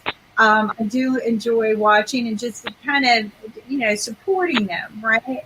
But I text these guys are hilarious. They're whiteboarding and creating TV shows, miniseries, sitcoms, and they're just and it is so, to me, smart, right? To watch this happen. It's just it's worth it to sit back and chill out and have a drink on Sunday. You know, your favorite ice drink on the back porch and watching these guys create a show. Yeah, I know, what a great show idea. Yeah, it is, right? It's an amazing show and idea. Just so y'all know, and I love StreamYard, and I know that I've got some friends on other platforms as well. I'm friends with, as you know, Dana, Srinivasa, who uses StreamYard as well. So I'm friends with him. But like Sri has the trolls have just invaded right now. So I was actually watching the comments, and one of the trolls is over there saying that we're anti-humanism and that they don't like blues radio. Well, they'll get over it. I still like my blues. Oh. Everyone's got trolls. Everybody's got trolls. The trolls are the trolls. You know what? That's called my fan club. Yeah. Just another part of the fan club. Dana, and I'm so glad you were able to join me and everything. And I don't know how long you can stick around with me and everything, because I do know you're at work, so I don't know how long you can stick around. But as long as you can, I would greatly appreciate it. But how did you get involved in this whole marketing world and with StreamYard? Like, what is your own background? That is one of the things I'd like to know. I'm sure some of our listeners would like to know that as well. So definitely share with me what your thoughts are. Yeah. So let's see. My background has always been in marketing. I used to be in marketing for real estate, though. So I sold houses. I was in sales, and then I was in marketing for houses, basically. And I had actually created a live stream show. This was like 2 years ago now. I created a live stream show where I interviewed other people in the real estate industry. So I interviewed mortgage brokers live, and I interviewed other real estate agents from around the world. And I used StreamYard for that show as well. And I just loved it because it made my interviews so professional. And I had people DMing me and reaching out to me being like, Dana, do you have a production team that helps you with this? Like, can I inquire to be on your team? Like, I want to do this too. And I was like, nope, it's just me running this StreamYard show. Like, it's just me. Yep. Kim's like, yeah, it's just easy. You know, you can like add your backgrounds and you can add your guests. It's just that easy to do. And so I kind of fell in love with StreamYard at that point. And I was lucky enough to know one of the co-founders of StreamYard. And so we had always kept in touch ever since I started using the product.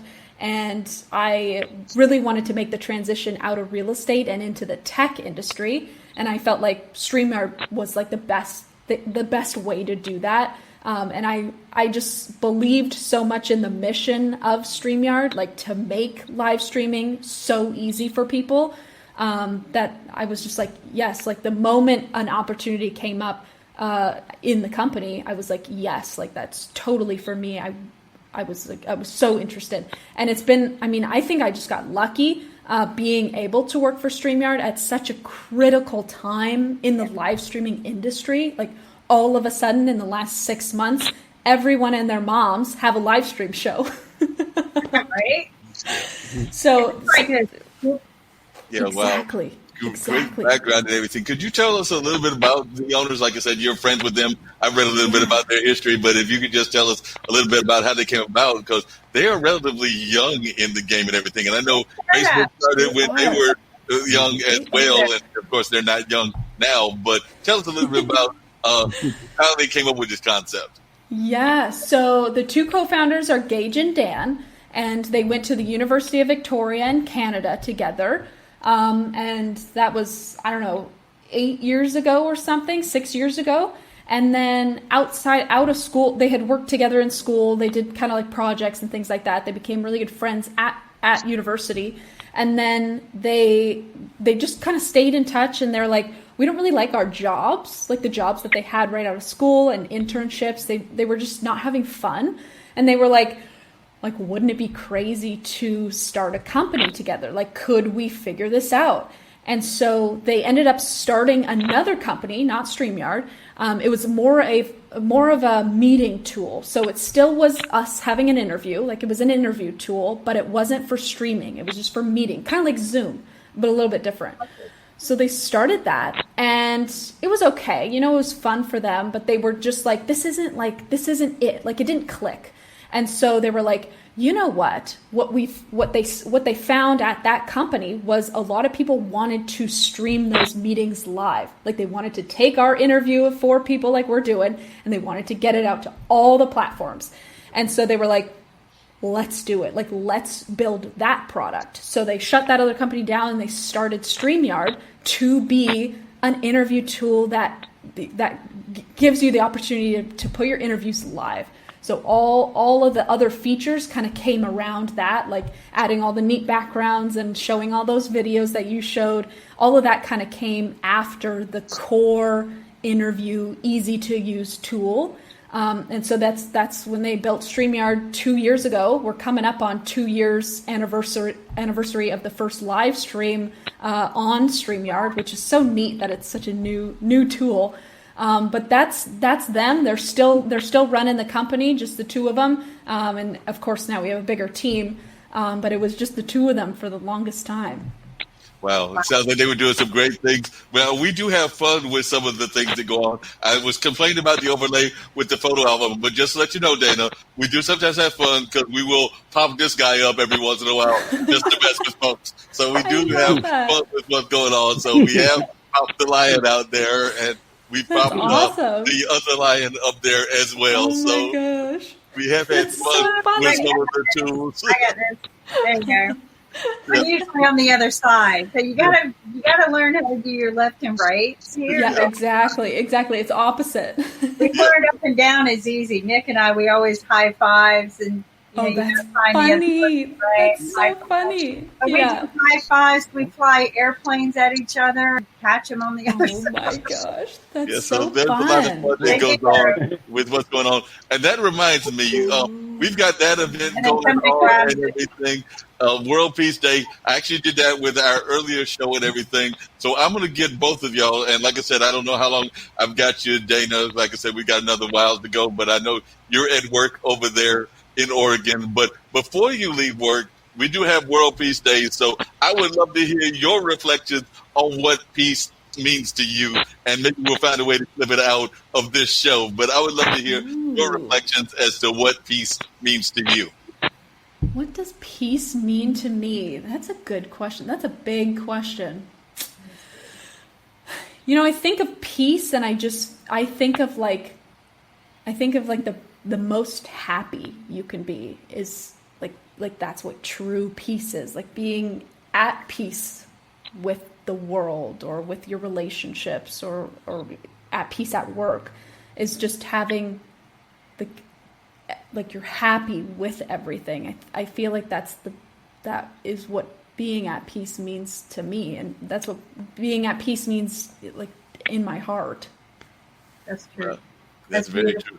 That is very beautiful, and I think a lot of people will have that thought because I know the guest that I had on the morning with the earlier show was one that dealt with grief, but they had a very similar message. Their message was that peace is actually you have to be at peace with yourself before you can even have world peace. So you have to be at peace with yourself in order to even contemplate world peace. So that's what Crystal said, because that's So how true. he feels about peace and all of that. I'm not going to leave Eric out. Eric, what does peace mean to you? So I'd love to hear from you what peace means to you. Yeah, well, I went to Morehouse, so my heroes Martin Luther King and John Lewis. Those people, those individuals, they're definitely my heroes. And peace, like you said, first and foremost to yourself, being at peace with yourself, and trying to find your path and way, your connection with God, connection with the community, to be peaceful with other people. I think, as you guys were saying before, that you can respectfully disagree and find common ground, and we can move forward. That everybody can benefit and reach their objective and goal. That's positive for them and their family and for the community at large. No, we definitely agree with that. That was very powerful. Those are powerful messages. We're going to have to find a way to get both of those out into our clips, Kim, because those were very powerful, what they said. Yep. We'll see if Brandon can help out. We have, I kid you not, just in the past few weeks have added on more people to our team, all without funding. This has all been organically grown. Again, when Ankit and I said, well, let's just do it, because we were going to raise money and then launch IBM TV, but instead we're like, there's so much information we can share with the world. When we had Dr. Tula, speaking of Dr. Tula, we had Dr. Tula on. I get a message from somebody in Afghanistan that I don't even know, right? And he's apparently watching our show. And he goes, are you this Kim Calhoun? I go, yes, I am. And he goes, and that's Dr. Tula? And I go, yeah. And he goes, how do you know Dr. Tula? And I go, how do you know him in Afghanistan? He's from India. So what a world, right? And he told me, that he is so famous in his country because he comes over and helps them with so many things in their country. So it was this to me, right? That we were uniting everybody, and it just feels so good. And I think we can continue on. Marc loves it. He gets all excited. Like, he'll text us if he can't be on the show. And then as soon as he can, Marc beams in. But we have that kind of family at IBM TV, but we've just added on some new people who are helping us do post-production, or what I call pre-production, building the sizzle reels, the promos, because up until then it's just been the four of us. Wow. Wow. I mean, it's pretty impressive. Other jobs, right? So like you were saying, it's just two, but we've just added on some more people. We're hoping to raise money so we can pay people and keep this growing, because we think this is the smart TV network, right? No, the political talks that we do, it's real people interviews, right? It's no slandering, no investigative digging. It's the shows that Nick and I used to put on. This was a dream of mine a year ago, was to have a political talk show that wasn't slandering. That was just, what is your story? Who are you? What do you want to do? How can we work together to make that happen? Not that you're Democrat or Republican. I don't want to hear that noise, right? I want to hear how we can fix our country and unite with other worlds. And that's, last night was the first one to air with Dr. Bill Tresemont, who's our White House correspondent. And you know what? It was, his first one was a female candidate who ran for president, but she brought on a platform about women in politics and more women leaderships we need to know. And I learned some history from her. Like, did you know in 1972 an African American female ran for president? Yeah. How many of you knew that? Shirley Chisholm. There was actually a movie made about her and everything. I'm sure that Eric knows Shirley Chisholm. But the thing is, this is stuff that needs to be talked about constantly. And here we were talking about it last night, or Bill was with his guests. But then I learned about this women program, that she's got this whole PAC organization that women can join and become part of, to help, support other women leaders in this world. And it's non-party. You could be Democrat, you could be Republican, but it doesn't matter, right? It's all about uniting. And I've learned so much. So that's what we're wanting to do. If you know of people that you can bring to the table, Dana, that's great. Eric, you too. I mean, you got a book, you could probably talk on this subject. So, Well, I was just thinking about that because we're talking about a book show, so we might have to get him on the book show as well because I know Nick has talked about wanting a book show that we're going to have and everything. And I was actually thinking about you, Dana, when you talked about your old show because I'm thinking to myself, I'm like, real estate is something that's popular around the nation. So, like I said, I know you're busy with StreamYard, but maybe you get somebody in your family or somebody that's connected to you to rebirth that real estate show. Because, like I said, as you were talking about the real estate streaming show, I was like, that sounds like a show that we could use on IBM.TV. So we could definitely that's a great idea. So I don't know if you've thought about recreating that show or having some of your friends recreate it, but I think we would be, I don't want to speak for Kim, but I think we'd be open to having that conversation. I love a real estate show. I'm all for unique and good quality. That's the most important thing to our programming, and also just giving good information, the right information to everyone. That's one of the things that we do every morning when we do our political from the White House talk. Is we talk from both sides, and then we do some world news for around 15 minutes.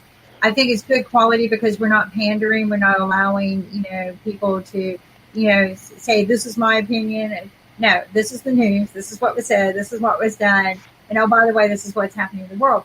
So absolutely, those are the kind of shows that we're looking for. We don't have a real estate show on the table yet. That would be really cool. So we might have to bring it back into thought. Think about that, Dana, and everything. Yeah. But have to think about that.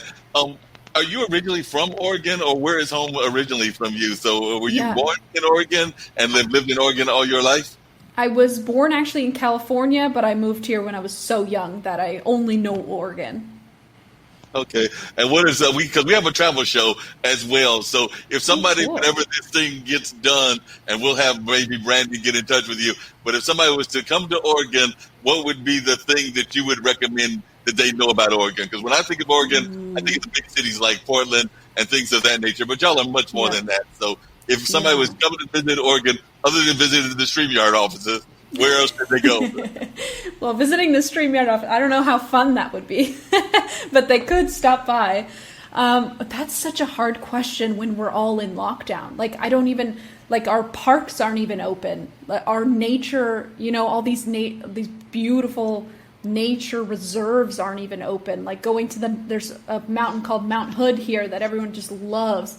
I don't even know if it's open now. So it's so hard to say in Corona, but there's a few.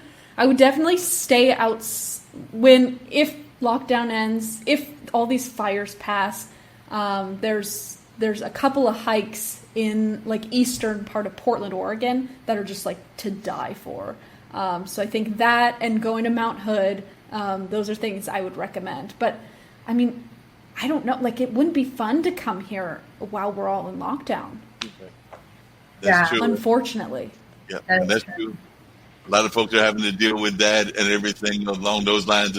And like a lot of folks says, we're dealing with so many crises that are going on in this world, whether it's folks dealing with their economy and things of that nature. Because as a small company, how are y'all surviving as a small company? Because I imagine y'all had to make some hard decisions in that regard as well. Right. Yeah, I know. So we fortunately we haven't had to let anyone go because we've had so many people, so many new customers during this time. But it definitely has been hard. I mean, we've seen it in our customers, all of our customers trying to stay afloat. So yeah, it's crazy, I think, for everyone. It is. Yeah, it's definitely crazy for everybody. We're in a crazy time with everything that things are going through, whether that's things around class, whether that's things around race, whether that's things around the economy. There's just so many things that we are going through, but I'm glad to see that y'all are growing, and it is a great company that is doing some amazing things. So glad that y'all are able to do that and do that on a constant basis and everything. Matter of fact, Dana, you're being invited to another show because Ankit just wrote us and said that he said hello to me, to you, and to Eric. I asked her. That amazing conversation and wants to invite you to Startup Wednesdays. which is one of the shows that we do here on a regular basis. So I will pass that information on. And her shirt. That's awesome. I know about because there's a 3-hour difference, and Startup Wednesdays is usually first thing in the morning our time. So that might be you have to get up early at that time. So. Well, no, you can come around, a little bit after, because in 10 to 11 we do, the White House talk. And then around 11-ish is when we really start rolling with the startups and things like that. So you can come later. We're working. That's a great idea. Wow. Well, thank you so much for having me on this show, and thank you for supporting StreamYard and telling people about StreamYard. It's so great to hear that you're such fans of the platform, and I'd love to come on your show, Ankit. Thanks for shouting me out. Yep. I invited her in, Kit. He's checking on me. He's checking on you. There's a little bit of politics going on and everything because, like she said, the core 4 of this great organization, I'm glad to be part of it, part of their board and everything else. But the core 4 is Ankit, who you just met, Kim, who you have now met as well, of course, Wynn and Nick. And by the way, Ankit is watching us, so you know that he's up late himself, but he's watching us all the way from India. So the 3 of the folks are here in the United States, but one of the main people is doing it out of India. So Ankit is out of New Delhi, if I remember correctly. Is that right, Kim, that it's New Delhi that he lived in? I think so, yeah. And but he works 24/7. I don't think he knows how to sleep.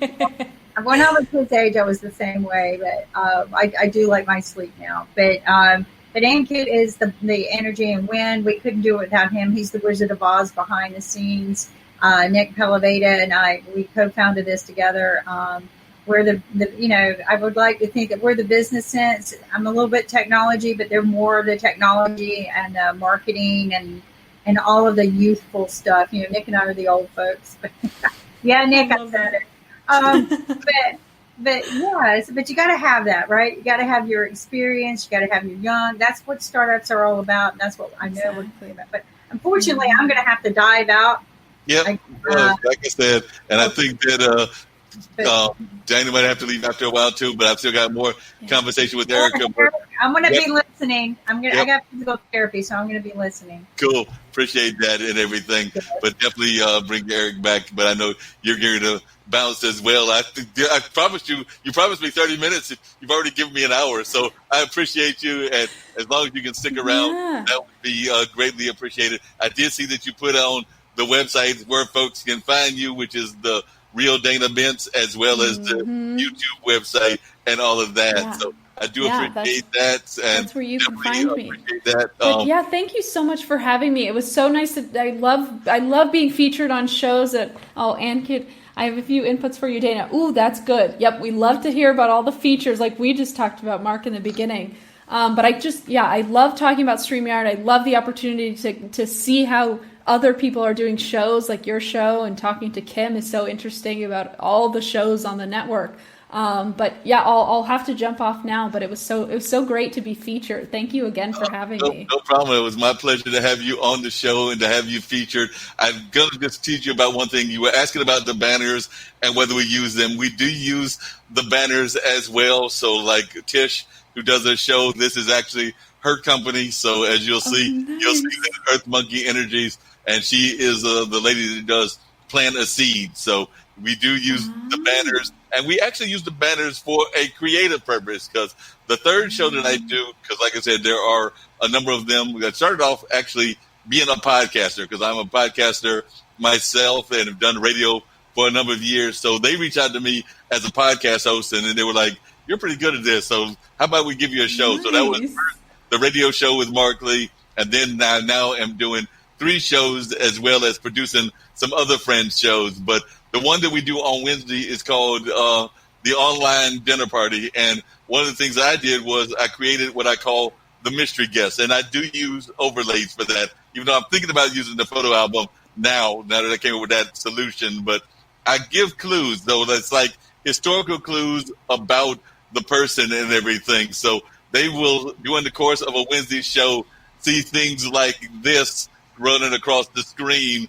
And the goal is that they are supposed to guess who that person is and everything along those lines. So I've got to figure out who my person is going to be on this coming week, as I was telling on my other show, I know that one of the guests is going to be somebody from the Wild Wild West. I haven't decided if it's a woman or a male, but it will be somebody from the Wild Wild West. And I have been trying to get an international guest as well. And so one of the international guests will be somebody from South America, because I haven't had anybody from South America yet. So it'll be somebody from the Wild Wild West and somebody from South America also. So those will be a couple of my guests that will appear.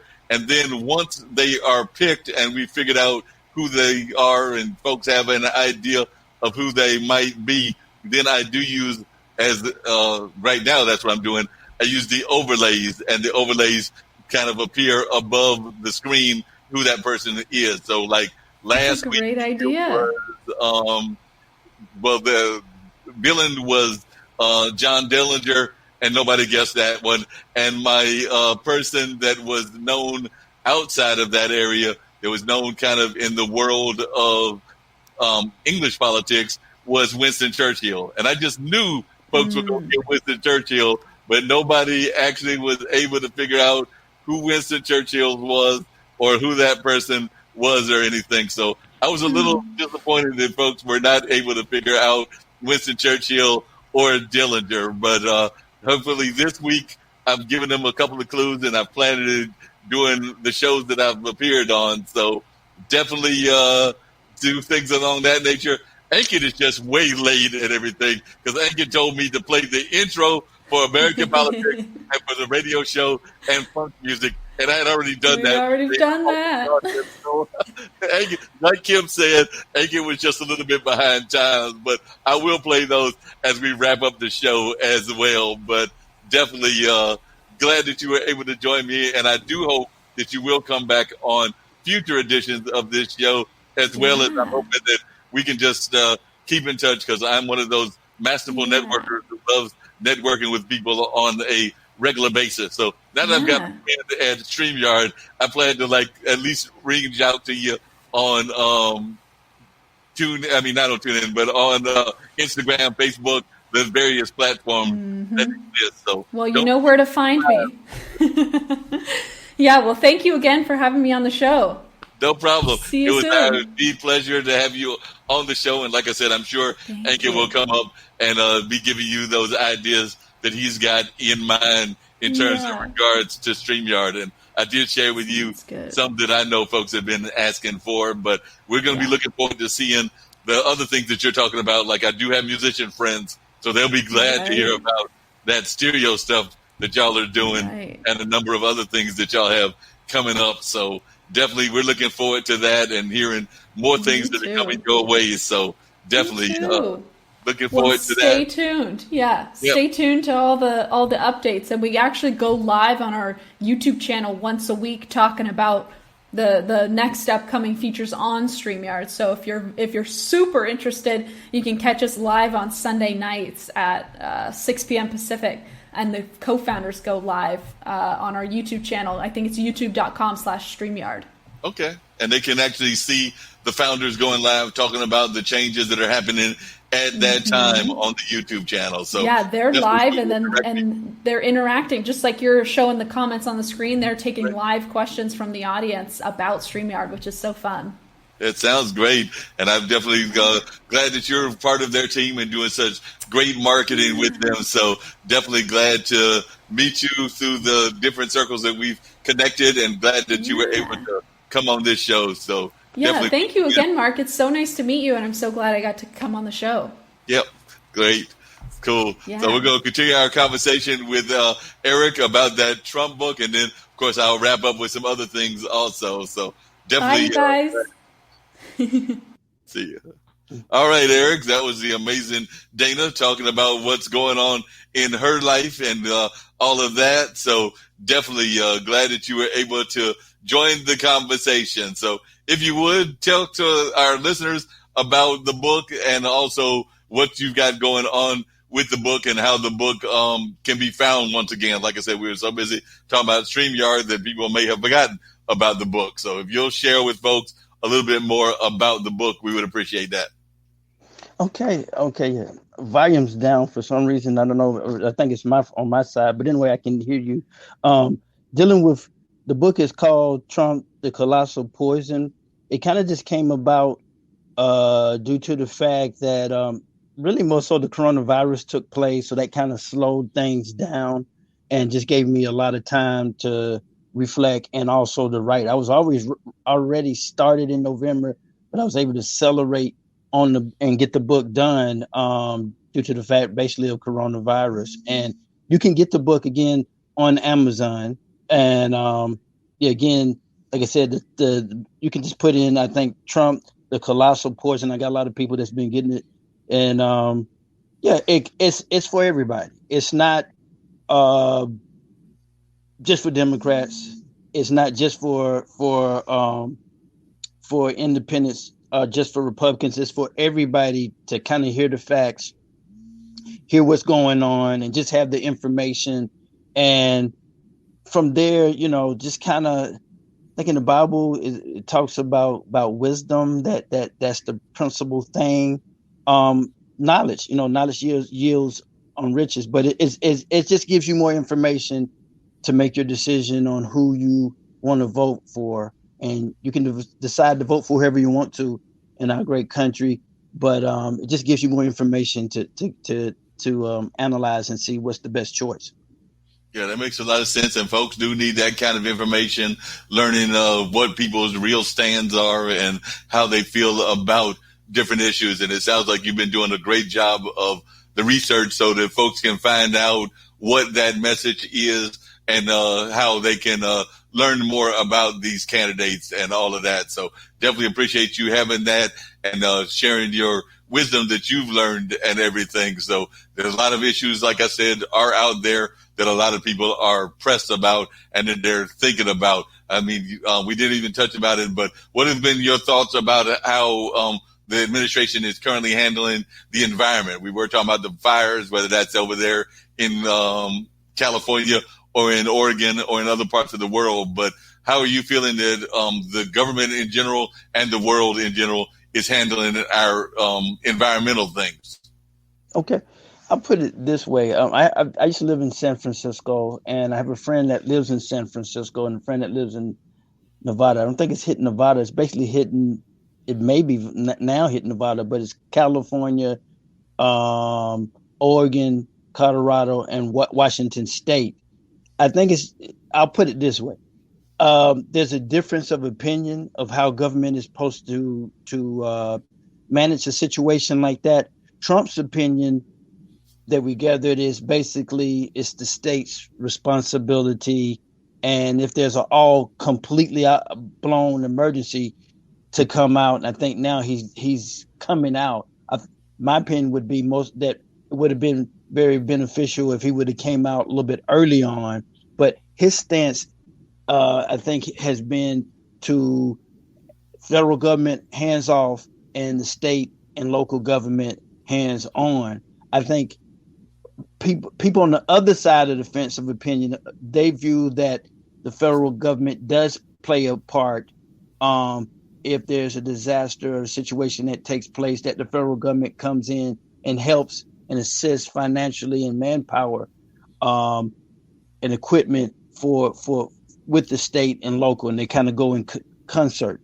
So it's a difference of opinion. I'm more the other side opinion that the federal government comes in and helps in a time that's very critical as now in terms of them. Now, the note too, that it's been noted that I think the California governor, just to kind of give you a sense, said on the television that to go outside in certain areas of California, it's equivalent to being exposed to smoking 20 cigarettes. So it's a very it's a very critical and serious occurrence that's taking place. So it's two sides of government. That's the way that I put it. I'm more on the side that the federal government kind of helps out a little bit more and gets in quicker to handle the situation. Again, I said Trump's situation opinion is to stay hands off and at the last moment come in and intervene. So that kind of gives you an idea. That's my thoughts on it. Gotcha. And what about small business? We got so many small businesses that are going on, and I'm afraid that not enough folks are paying attention to small business. So what are your thoughts as to how the government is handling small business with all that's going on with the virus, and how a lot of the businesses are facing collapse? I know I've heard statistics that we may lose some ridiculous amount of restaurants that are existing around the country. So how do you think we're doing in terms of reaching out and helping the small business owners?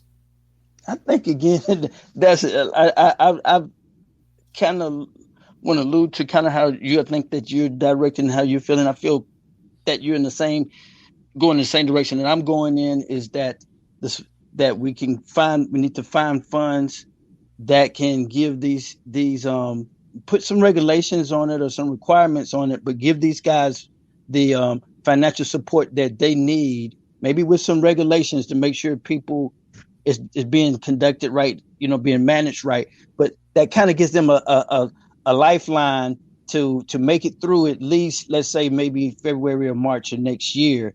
And also to really assist them, and not just the big corporations and stuff like that, that everybody that's a business and that hires people and that legitimately is their business and legitimately hires people. Let's try to give them a lifeline. Who I'm also thinking too, that you may be thinking about as well, is the churches. They're very hard hit right now. And, in some places we just now are able to go back to our church, my mother and myself. But I mean, churches, they really would need to give them a lifeline. They're not really getting, the tithes and the funds that they need. And, they're very critical to our society because they actually, provide food for the homeless and different programs that kind of help the government. So if we can really help the small businesses and the churches at religious institutions in this time of need, that's very critical, and that would be very helpful to everybody involved. Oh, yeah, I agree with you on that. And we probably need to find ways to help the farmers as well, because so many of the farmers are not getting the aid that they need as well. So what would your message be to folks that are in rural America? Because we do know that there's rural America even there in Georgia. So what would your message be to folks that are in rural America? Yeah, I'm one of my job titles. I'm a farmer. On this, I have various job titles. I deal with real estate in terms of collecting rent, and then I do other things as well.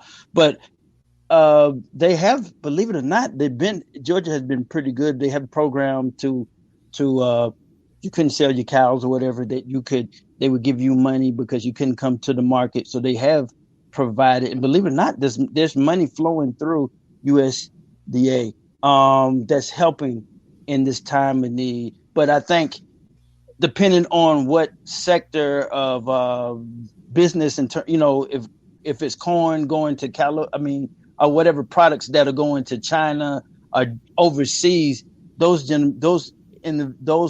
types of forms definitely probably need an extra lifeline to kind of sustain them so that during this time. And I think maybe February, March, but there's some activity that's going on to really help farmers in the state of Georgia. Georgia is, I think that's one of our biggest businesses, is farming, believe it or not, in the state of Georgia, even though you see Atlanta, but outside of Atlanta, it's a whole different world.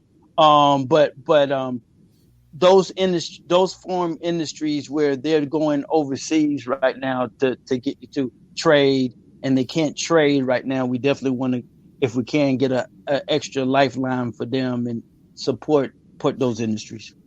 Oh, yeah, you definitely got to support those industries. You were also talking about in Atlanta, and I know Atlanta is known a lot for its arts. I'm a big fan of the arts. Of course, there's a really rich film community there with folks like Tyler Perry and others, and TV shows. And, of course, there's the music industry down there. So, and I know that you're a songwriter in addition to some of the other things that you've done. So could you talk to us a little bit about how the arts are being impacted by what's going on with the coronavirus and Black Lives Matter and some of the other things that are going on that I'm sure are impacting what's happening down there in terms of how folks are able to perform, or if they're even able to get out. So if you could talk about that in terms of how the film industry is doing and the music industry, because I know those are two very important elements of Atlanta and Georgia's entertainment community.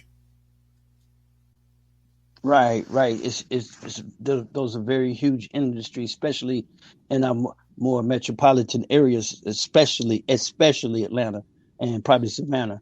Well, like I said, I'm a songwriter, and I went and I was able to meet with Macy Gray and her management, and I was supposed to give her a song. But what happened is, producer I worked with, I actually wrote a great song, but we really couldn't record it because of the fear. A lot of the studios are closed down, and even the producers' home studios. We're talking about the guys that create the music, of course. Music producer. Just everybody's fearful, so we're not really getting. I'm unable to get that music, to which could be a great song that fits Macy Gray. It's kind of postponed, on hold. So that's what okay, well, I can't do music, so I'm a creative person. Let me write a book. It kind of let's double down on the book. That's kind of what took place. But the music industry is severely hurt. I mean, there's a venue down there, the winery or whatever, City Winery, where a lot of great acts come to. And I definitely recommend, when it gets better, that you get a chance to come down. It's a very sophisticated venue, and that you would definitely love. You and your friends, family. It's very sophisticated, very nice. I go to it a lot. And I actually meet a lot of artists. And I met Macy Gray there. But that's kind of shut down because of the numbers of individuals that can come in, and you can't, get close together. Again, I'm a songwriter, so I can only assume in the film industry that you deal with music in terms of scores, and you deal with music in terms of placing music in songs. Placing music in the film in certain areas, certain parts of the film.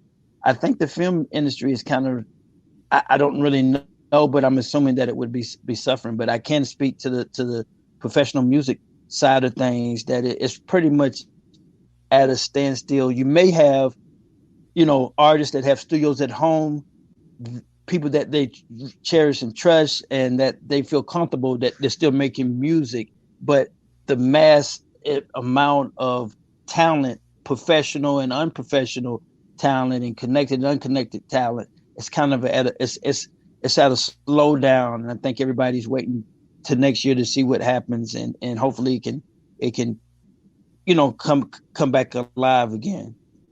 Yeah, definitely got to get back so things can come back alive, and folks can have that experience of going back to concerts and movie theaters and things of that nature. I know here they're starting to do drive-by theaters and starting to do other kinds of ways of getting folks engaged with entertainment. So I know the restaurants are suffering, as are the movie theaters and a number of other parts of the entertainment community. So I'm with you that we need to see more of these things, trying to find ways to survive, because a lot of them are in some very hard times. Now, the kind of music that you do, is it gospel songs that you were giving to Macy Gray? Is it more neo soul, or is it more like more pop? No, pop. I'm sorry. Just to answer your question, make sure I answer your question. I do R&B and I do pop. Those are my two areas, and I like old school pop. I think more so than ever. I can do. Old school R&B. I can do, maybe a rap song, and I can do that type of stuff. But what I've cherished the most is probably, they call it adult R&B or traditional R&B. I kind of like that sound. I can go with the new R&B too. I can do that, and I deal with pop music as well. So yeah, those are my areas. Gotcha. And who are some of the folks that influenced you, both in terms of your writing with the book as well as your music? So, and it could even be folks in your family, but who are some of the folks that have influenced you in your various careers? Well, my main mentor, he passed away. It's very sad. A Jewish gentleman from New York that wrote for Twisted Sister. was like a manager first when I was in New York. I ended up being the manager, and he actually came and stayed with me. Music guys sometimes they have a really hard time. They're more in the I'm both business and music. That's who I am. But you have those that are completely music type. So sometimes they run into tight time. So he came and stayed with me for a while, and then he was able to move back on his feet a little bit more. And I really learned songwriting from him. And then, I look at Sam Cooke. I had to go back.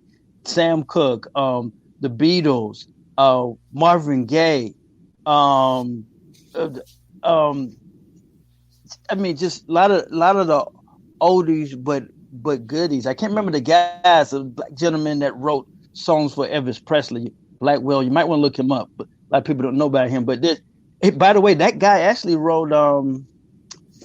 He wrote. I forgot that it's a huge song.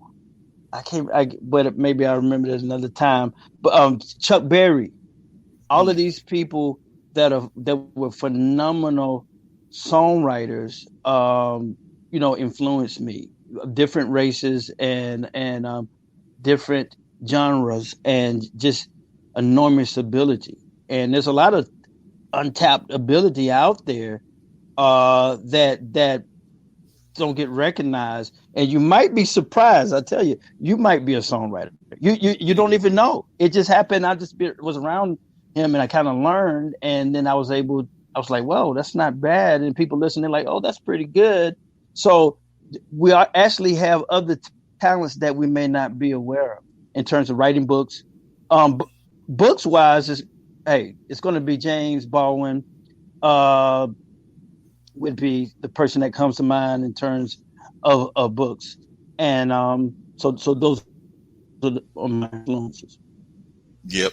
James Baldwin was a very powerful figure, even in terms of the way that he didn't put up with a lot of nonsense, even when he was being interviewed. I know I was looking not that long ago at an interview that was with Dick Cavett and James Baldwin, and apparently somebody that was very much of reactionary, racist kind of environment. And James Baldwin didn't pull any punches in putting him in his place. I think it was somebody from like one of the southern states. It might have been Alabama. I don't think it was Georgia, but definitely James Baldwin put him in his place on a national TV show. Because like I said, I don't know if you've seen that interview. There was you can find it on YouTube and some other sites, but it is definitely a very powerful interview. And if you've never seen it, you should definitely try to catch it, because it definitely is an amazing interview. Yeah. There's that I think I've seen that one. There's another one that you may want to see, and somebody's writing a book on it or something. He went to Oxford. This guy really got around. Went to Oxford, was making a book, and Buckley, whoever the white intellectual, they had a debate in Oxford, and you could have said either side won, depending on what the situation was. But James Baldwin, they gave him a standing ovation, and he actually won the debate. But it was kind of a publicity thing in order to sell a new book that James Baldwin was promoting, and he was able to get out there. And again, like I said, there's a lot of talent that doesn't get a chance to get out there that are great writers. So sometimes you really got to try to have the business orientation or our desire and movement, as well as the writing talent, to kind of get noticed, because James Baldwin definitely had that ability to spark a controversy, like you said, and then kind of, okay, well, what is James Baldwin doing? And that kind of propelled him to be an expert on race relations and things of that nature. Yeah, no, there's not about that. As a matter of fact, I think I'm going to try to use one of Streamyard's features, the share screen, and see if we can bring up a little bit. I don't think we have to watch all of it, but bring a little bit of that discussion where James Brown was discussing racism and all of that. So I'm going to bring that up right now, and hopefully we'll see a little bit of what James had to say. Definitely. See if it's going to come up and everything. Sometimes they like to be a little slow on these things, so we're going to see if we can't get it going. Near me. He was a great speaker, definitely a great speaker. And there's a new book. Mark, Let me let what are the Negroes? Why aren't they optimistic? And I apologize and preface this by the phrase "the Negroes" because it lumps together an awful lot of people. You and Floyd McKissick and Madam Clayton Powell and Hattie McDaniel and Jackie Robinson, and it's impossible, I suppose, but for want of a better phrase, if you'll allow me, they say, but it's getting so much better. There are Negro mayors. There's Negroes in all of sports. There are Negroes in politics. They're even accorded the ultimate accolade of being in television commercials now. I'm glad you're smiling. Is it at once getting much better and still hopeless? Well, I don't think there's much hope for it, to tell you the truth. As long as people are using this peculiar language. It's what I was trying to convey before when I said that it's not a question of what happens to the Negro here, or to the black man here. That's a very vivid question for me, But the real question is what's going to happen to this country. I have to repeat that. Now, if the Negroes, don't seem to be very optimistic, it's not because they suddenly all changed from happy, shiftless, dancing darkies down on the levee, picking all that cotton and singing praises to the master. They're not changed at all. They never were optimistic. All one's got to do is listen to Swing Low, Sweet Chariot and ask yourself what that song's about. Or try to really listen to what Ray Charles is really telling you. We have lived under these intolerable conditions for how many years? Maybe 400 years.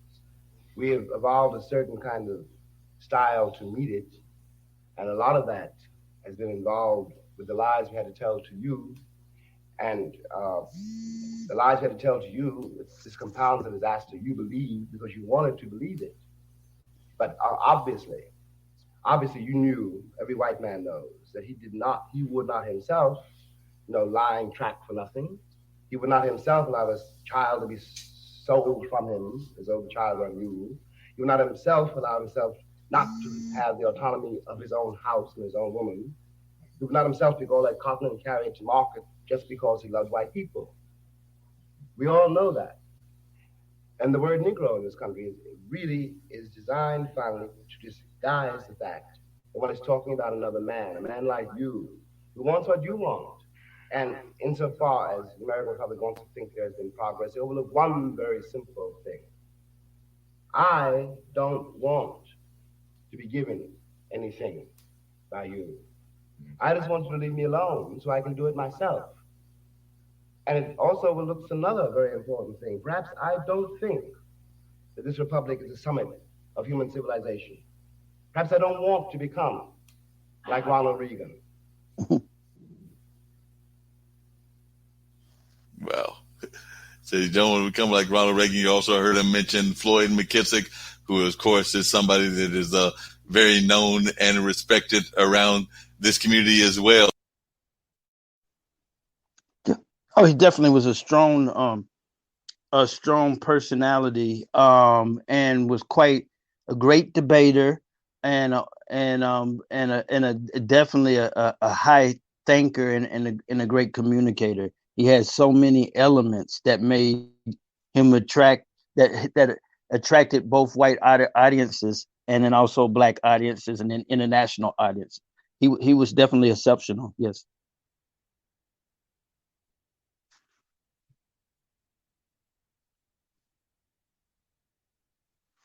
Can you hear me?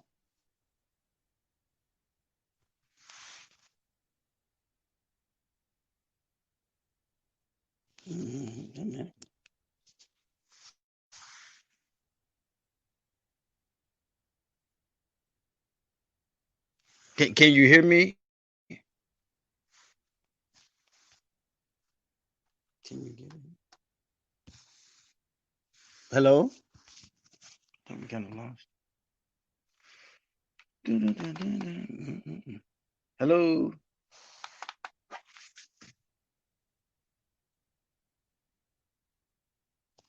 Hello, can you hear me?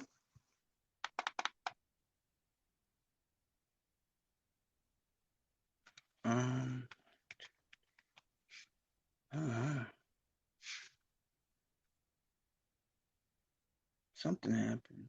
Hello.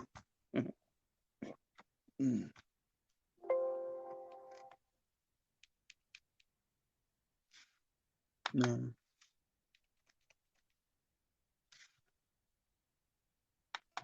I think we lost. There's something wrong.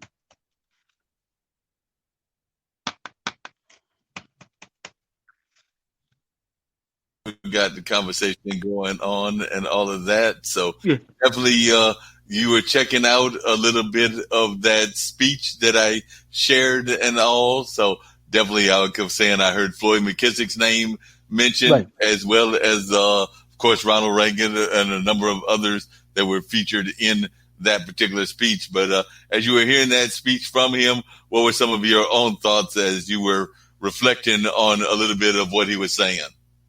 Okay. Yeah. I guess to say again truly is a great debater. He was a great orator. He was a great communicator, and had something, believe it or not, in common with Donald Trump. A great marketer that was able to attract different intellectual and races of classes, American from America to the world. So this guy was unique. He was unique as well as a first class writer. Oh yeah, there was definitely a first class writer and all of that. So there was no doubt about that he definitely had some first class kind of thoughts and all. So there's no doubt about that at all. Now, what are some of the traits that you actually found that you, because I agree that it's been a lot of things that he did that are not very positive, but did you find any traits that you did like about the current person occupying 1600 when you were checking him out? So as you were doing your research, was there anything that you actually found that you did admire about him? Yeah, I would say the marketing ability, the ability to talk to the regular man, even though he's rich and to a degree and wealthy, being able talking to the common man, and just the marketing ability. I think he's a genius and fascinating, a fascinating individual in those parameters. But I'm hopeful, as I guess you would say God would be. I'm hopeful that he will be able to use it in a way that helps not just a segment, but try to help everyone. And then, I think it would benefit him. He would go down, benefit him greatly. History would look kindly on him if he's ever able to make that turn and incorporate everyone instead of just one segment or one group or tribe or whatever you want to call it. Yep, that makes a lot of sense. And I did find that speech that you were talking about, so I'm going to bring up at least one of them where Buckley was debating Baldwin. So here to bring that up right now. Okay. The trouble in America where the Negro community is concerned is a very complicated one. It comes as a great shock to discover that the country, which is your birthplace and to which you owe your life and your identity, has not in its whole system of reality evolved any place for you. On the evening of February 18th, 1965, two cultural giants, James Baldwin and William F. Buckley Jr., squared off in person for the first time. More than 50 years later, the debate still resonates. Political science professor Nicholas Bucola of Linfield College in Oregon was so taken with the skirmish that he wrote a book about it. The Fire is Upon Us. It just seemed to me just such a dramatic moment and such an important one. These two movements that did so much to define 20th century political history, to have these two figures clashing was just. So that's a little bit about the book that was written there about that. Right. And I'm going to see if I can't pull up a little bit of the debate as well. But that was a little bit about the book and all of that. But I do know I saw a clip, I believe, of the actual debate. It was a long debate, so I know we won't bring up the whole part, but I will try to bring up at least part of the clips and all of that. So that's actually what I think I want to bring up right now and everything, so our listeners can learn a little bit about this great debate and how it took place and all of that. So definitely, I think this is a memory. As this particular show is called Mullings Music and Memories, and this is definitely a memory that a lot of folks should be aware of if they're not already aware of it. So I'm getting ready to bring that up, and then I'll bring up a little bit of a musical note as well. So this was actually in Cambridge, as I'm sure you're aware, but not everybody is. Right. This is great. This is definitely great. Who has been sitting, listening attentively, getting a wonderful reception here in the Cambridge Union. Tremendous enthusiasm from all sides of the House to Mr. Baldwin, who has been listening to the argument. Now we'll bring the voice. Good evening. I find myself, not for the first time, in the position of a kind of Jeremiah. For example, I don't disagree with Mr. Burford that the inequality suffered by the American Negro population of the United States has hindered the American dream. Indeed, it has. I quarrel with some other things he has to say. The other deeper element of a certain awkwardness I feel has to do with one's point of view. I have to put it that way. One's sense, one's system of reality. It would seem to me the proposition before the House, if I put it that way, is the American dream at the expense of the American Negro. All the American dream is at the expense of the American Negro. Is a question hideously loaded, and that one's response to that question, or one's reaction to that question, has to depend on the effect on where you find yourself in the world, what your sense of reality is, what your system of reality is. That is, it depends on assumptions which we hold so deeply as to be scarcely aware of them. A white South African, or a Mississippi sharecropper, or a Mississippi sheriff, or a Frenchman driven out of Algeria, all have, at bottom, a system of reality which compels them to, for example, in the case of the French exiles from Algeria, to defend French reasons for having ruled Algeria. The Mississippi or the Alabama sheriff, who really does believe when he's facing a Negro boy or girl, that this woman, this man, this child must be insane to attack the system to which he owes his entire identity. Of course, for such a person, the proposition of which we find discussing tonight does not exist.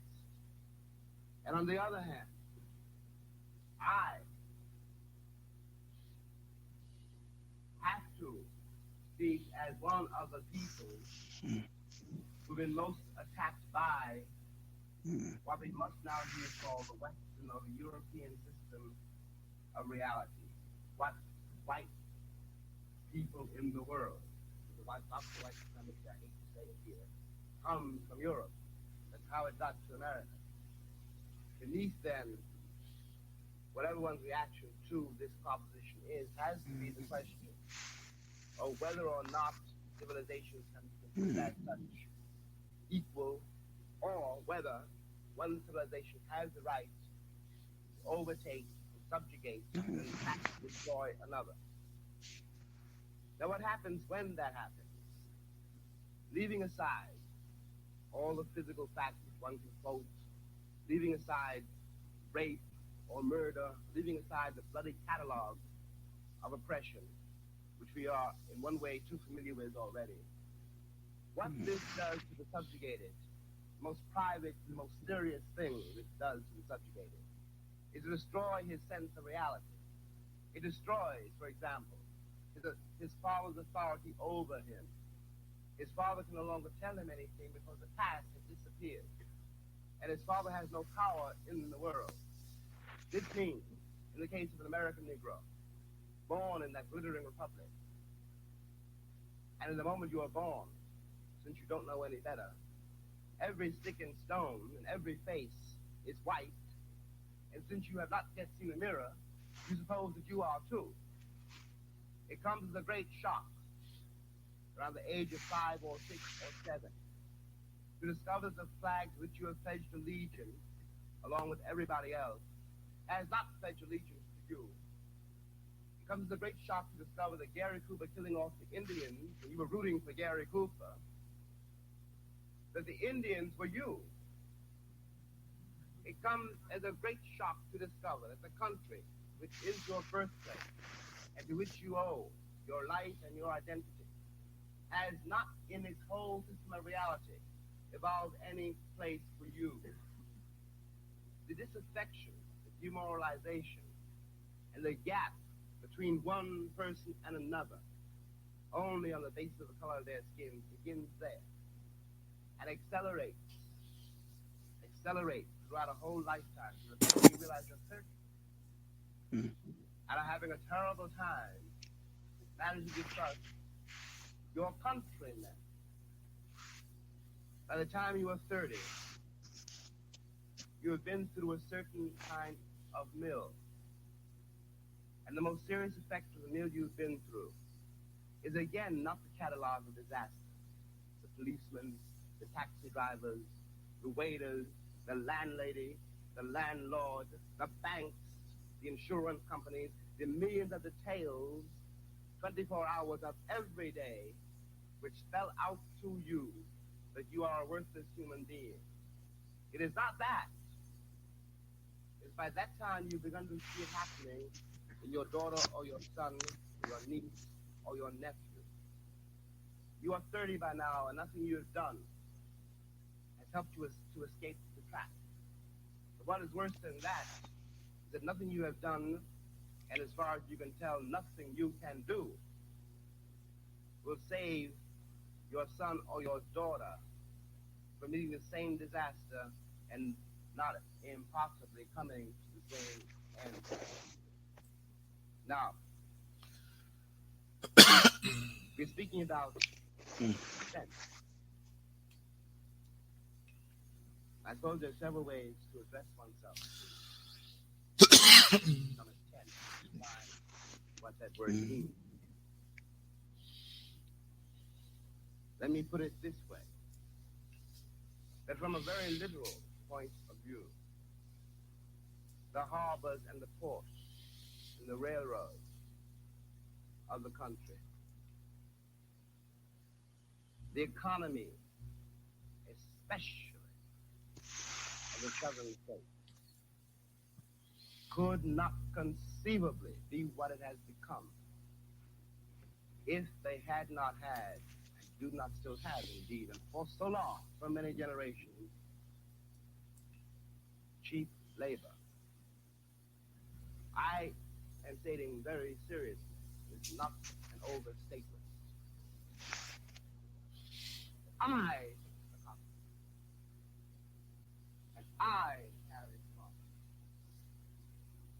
and I built the railroad under someone else's witness for nothing. For nothing. The Southern oligarchy, which has until today so much power in Washington, and therefore some power in the world, was created by my labor and my sweat, and the violation of my women and the murder of my children. This, in the land of the free and the home of the brave, and no one can challenge that statement as a matter of historical record. In another way, this dream, and we'll get to the dream in a moment, is at the extent of the American Negro. You watch this in the Deep South in great relief, but not only in the Deep South. In the Deep South, you are dealing with a sheriff or a landlord or a landlady or the girl of the Western Union desk. And she doesn't know dealing with, by which I mean that if you're not part of the town, and if you are a northern nigger, it shows in millions of ways. So you simply... Yep, definitely a very powerful speech that he was giving there and everything. I think most folks can definitely agree with what was happening in that conversation. And definitely, I think folks were very engaged in what was going on. So, Eric, what were your thoughts as you were hearing that historical speech and everything? I mean, you have both sides. I understand, both sides. I mean, I guess I would lean, of course, James Baldwin's direction, but then the other gentleman, he had his version of how he saw America and the Negro issue or problem, whatever you want to call it, a plight or whatever you want to call it. And I think it was an honest debate. And Baldwin, I guess, was able, again, he's very much able to captivate people, to sway people, kind of like a Trump, and come out on top. That was quite the other guy was very he can be well spoken, and he can put things in a certain way that people may be at least willing to listen, if not lean. So it was a historic debate. We're talking about at Oxford and during that time period. So I mean, for James Baldwin to be at Oxford, I mean, again, that speaks to his marketing ability and able to wield that type of influence during that time period.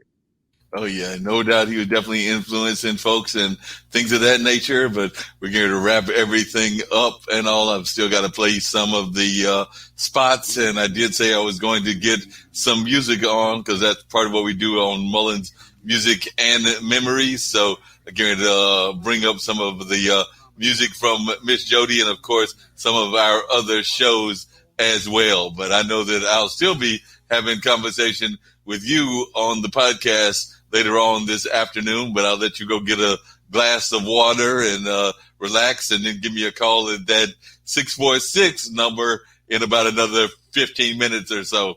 But did appreciate you being on. You were a great guest, and I'm glad that folks were able to learn about that book. So if you want to give them once more the title of the book, as well as where they can find you at. And then, like I said, I know you'll be calling the podcast later on as well. But if you can definitely give folks the title of the book and where they can find it and how they should go about ordering it, we'll do that right now. Yeah, thanks again for inviting me on. I want everybody to know that he was so gracious, Mr. Lee, to allow me to be to be on, and the first time me being on air, I'm very appreciative. But getting to the point, because the book is main title is Trump the Colossal Poison. My name is Erick Deloatch. I'm the author of that book, and you can get that book on Amazon. Go to Amazon and look it up under books for Amazon, and you can definitely purchase it. I definitely want people to hear, and then maybe it can be of use and your decision making in terms of voting. And definitely everybody vote and vote early. Thanks again for having me on. No problem. Glad to have you on. And like you said, the voting is very important. I look forward to having a greater conversation later on in about another 15 minutes on Straight Talk with Dean and Marc at that 646 number, 646-668-8393. But in the meantime, we're here to bounce off of this show. I've got some announcements about some shows that'll be coming up here on a regular basis, as well as bringing you that music that I always promise y'all on Mullins Music and Memories as well. So I think we'll start off with the music first, and then after the music, I will bring you the announcements about some other shows that are existing here as well on IBM.TV. And then, like I said, we will be calling and having a conversation about the Trump book and about a number of other things. And, of course, we've got other programs here on IBM.TV that will also be great and very enlightening conversations. But right now, let's check out this particular song by Miss Jody entitled Big Daddy.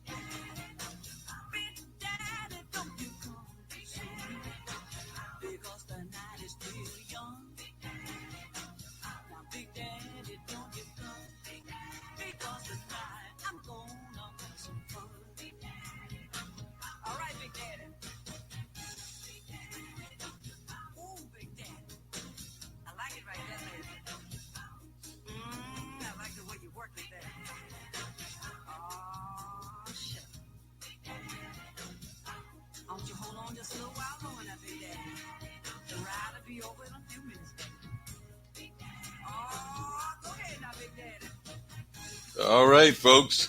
Definitely some songs rocking there and all of that.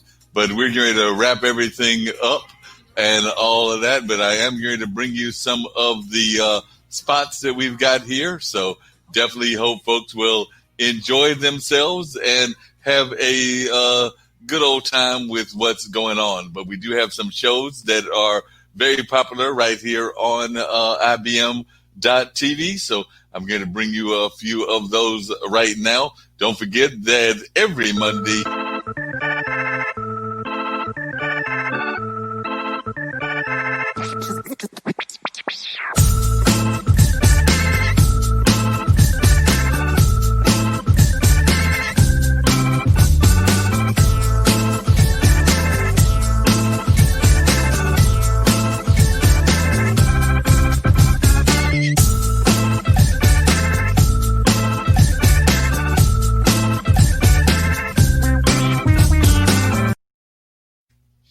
And of course, we've got these amazing shows that take place as well. Don't forget that we've got funk music with Zach that comes on, and we've got funk from the front seat. So this is Funk Funk. You know, the funk don't always give you what you want, but it'll give you what you need. You know what I'm saying? We never left. Yo, we back. NHFA in your face. Bringing you something good to your ear hole, y'all. Check it out. It's our time to shine. It's our time to grind. It's the phone. And of course, there's this one as well.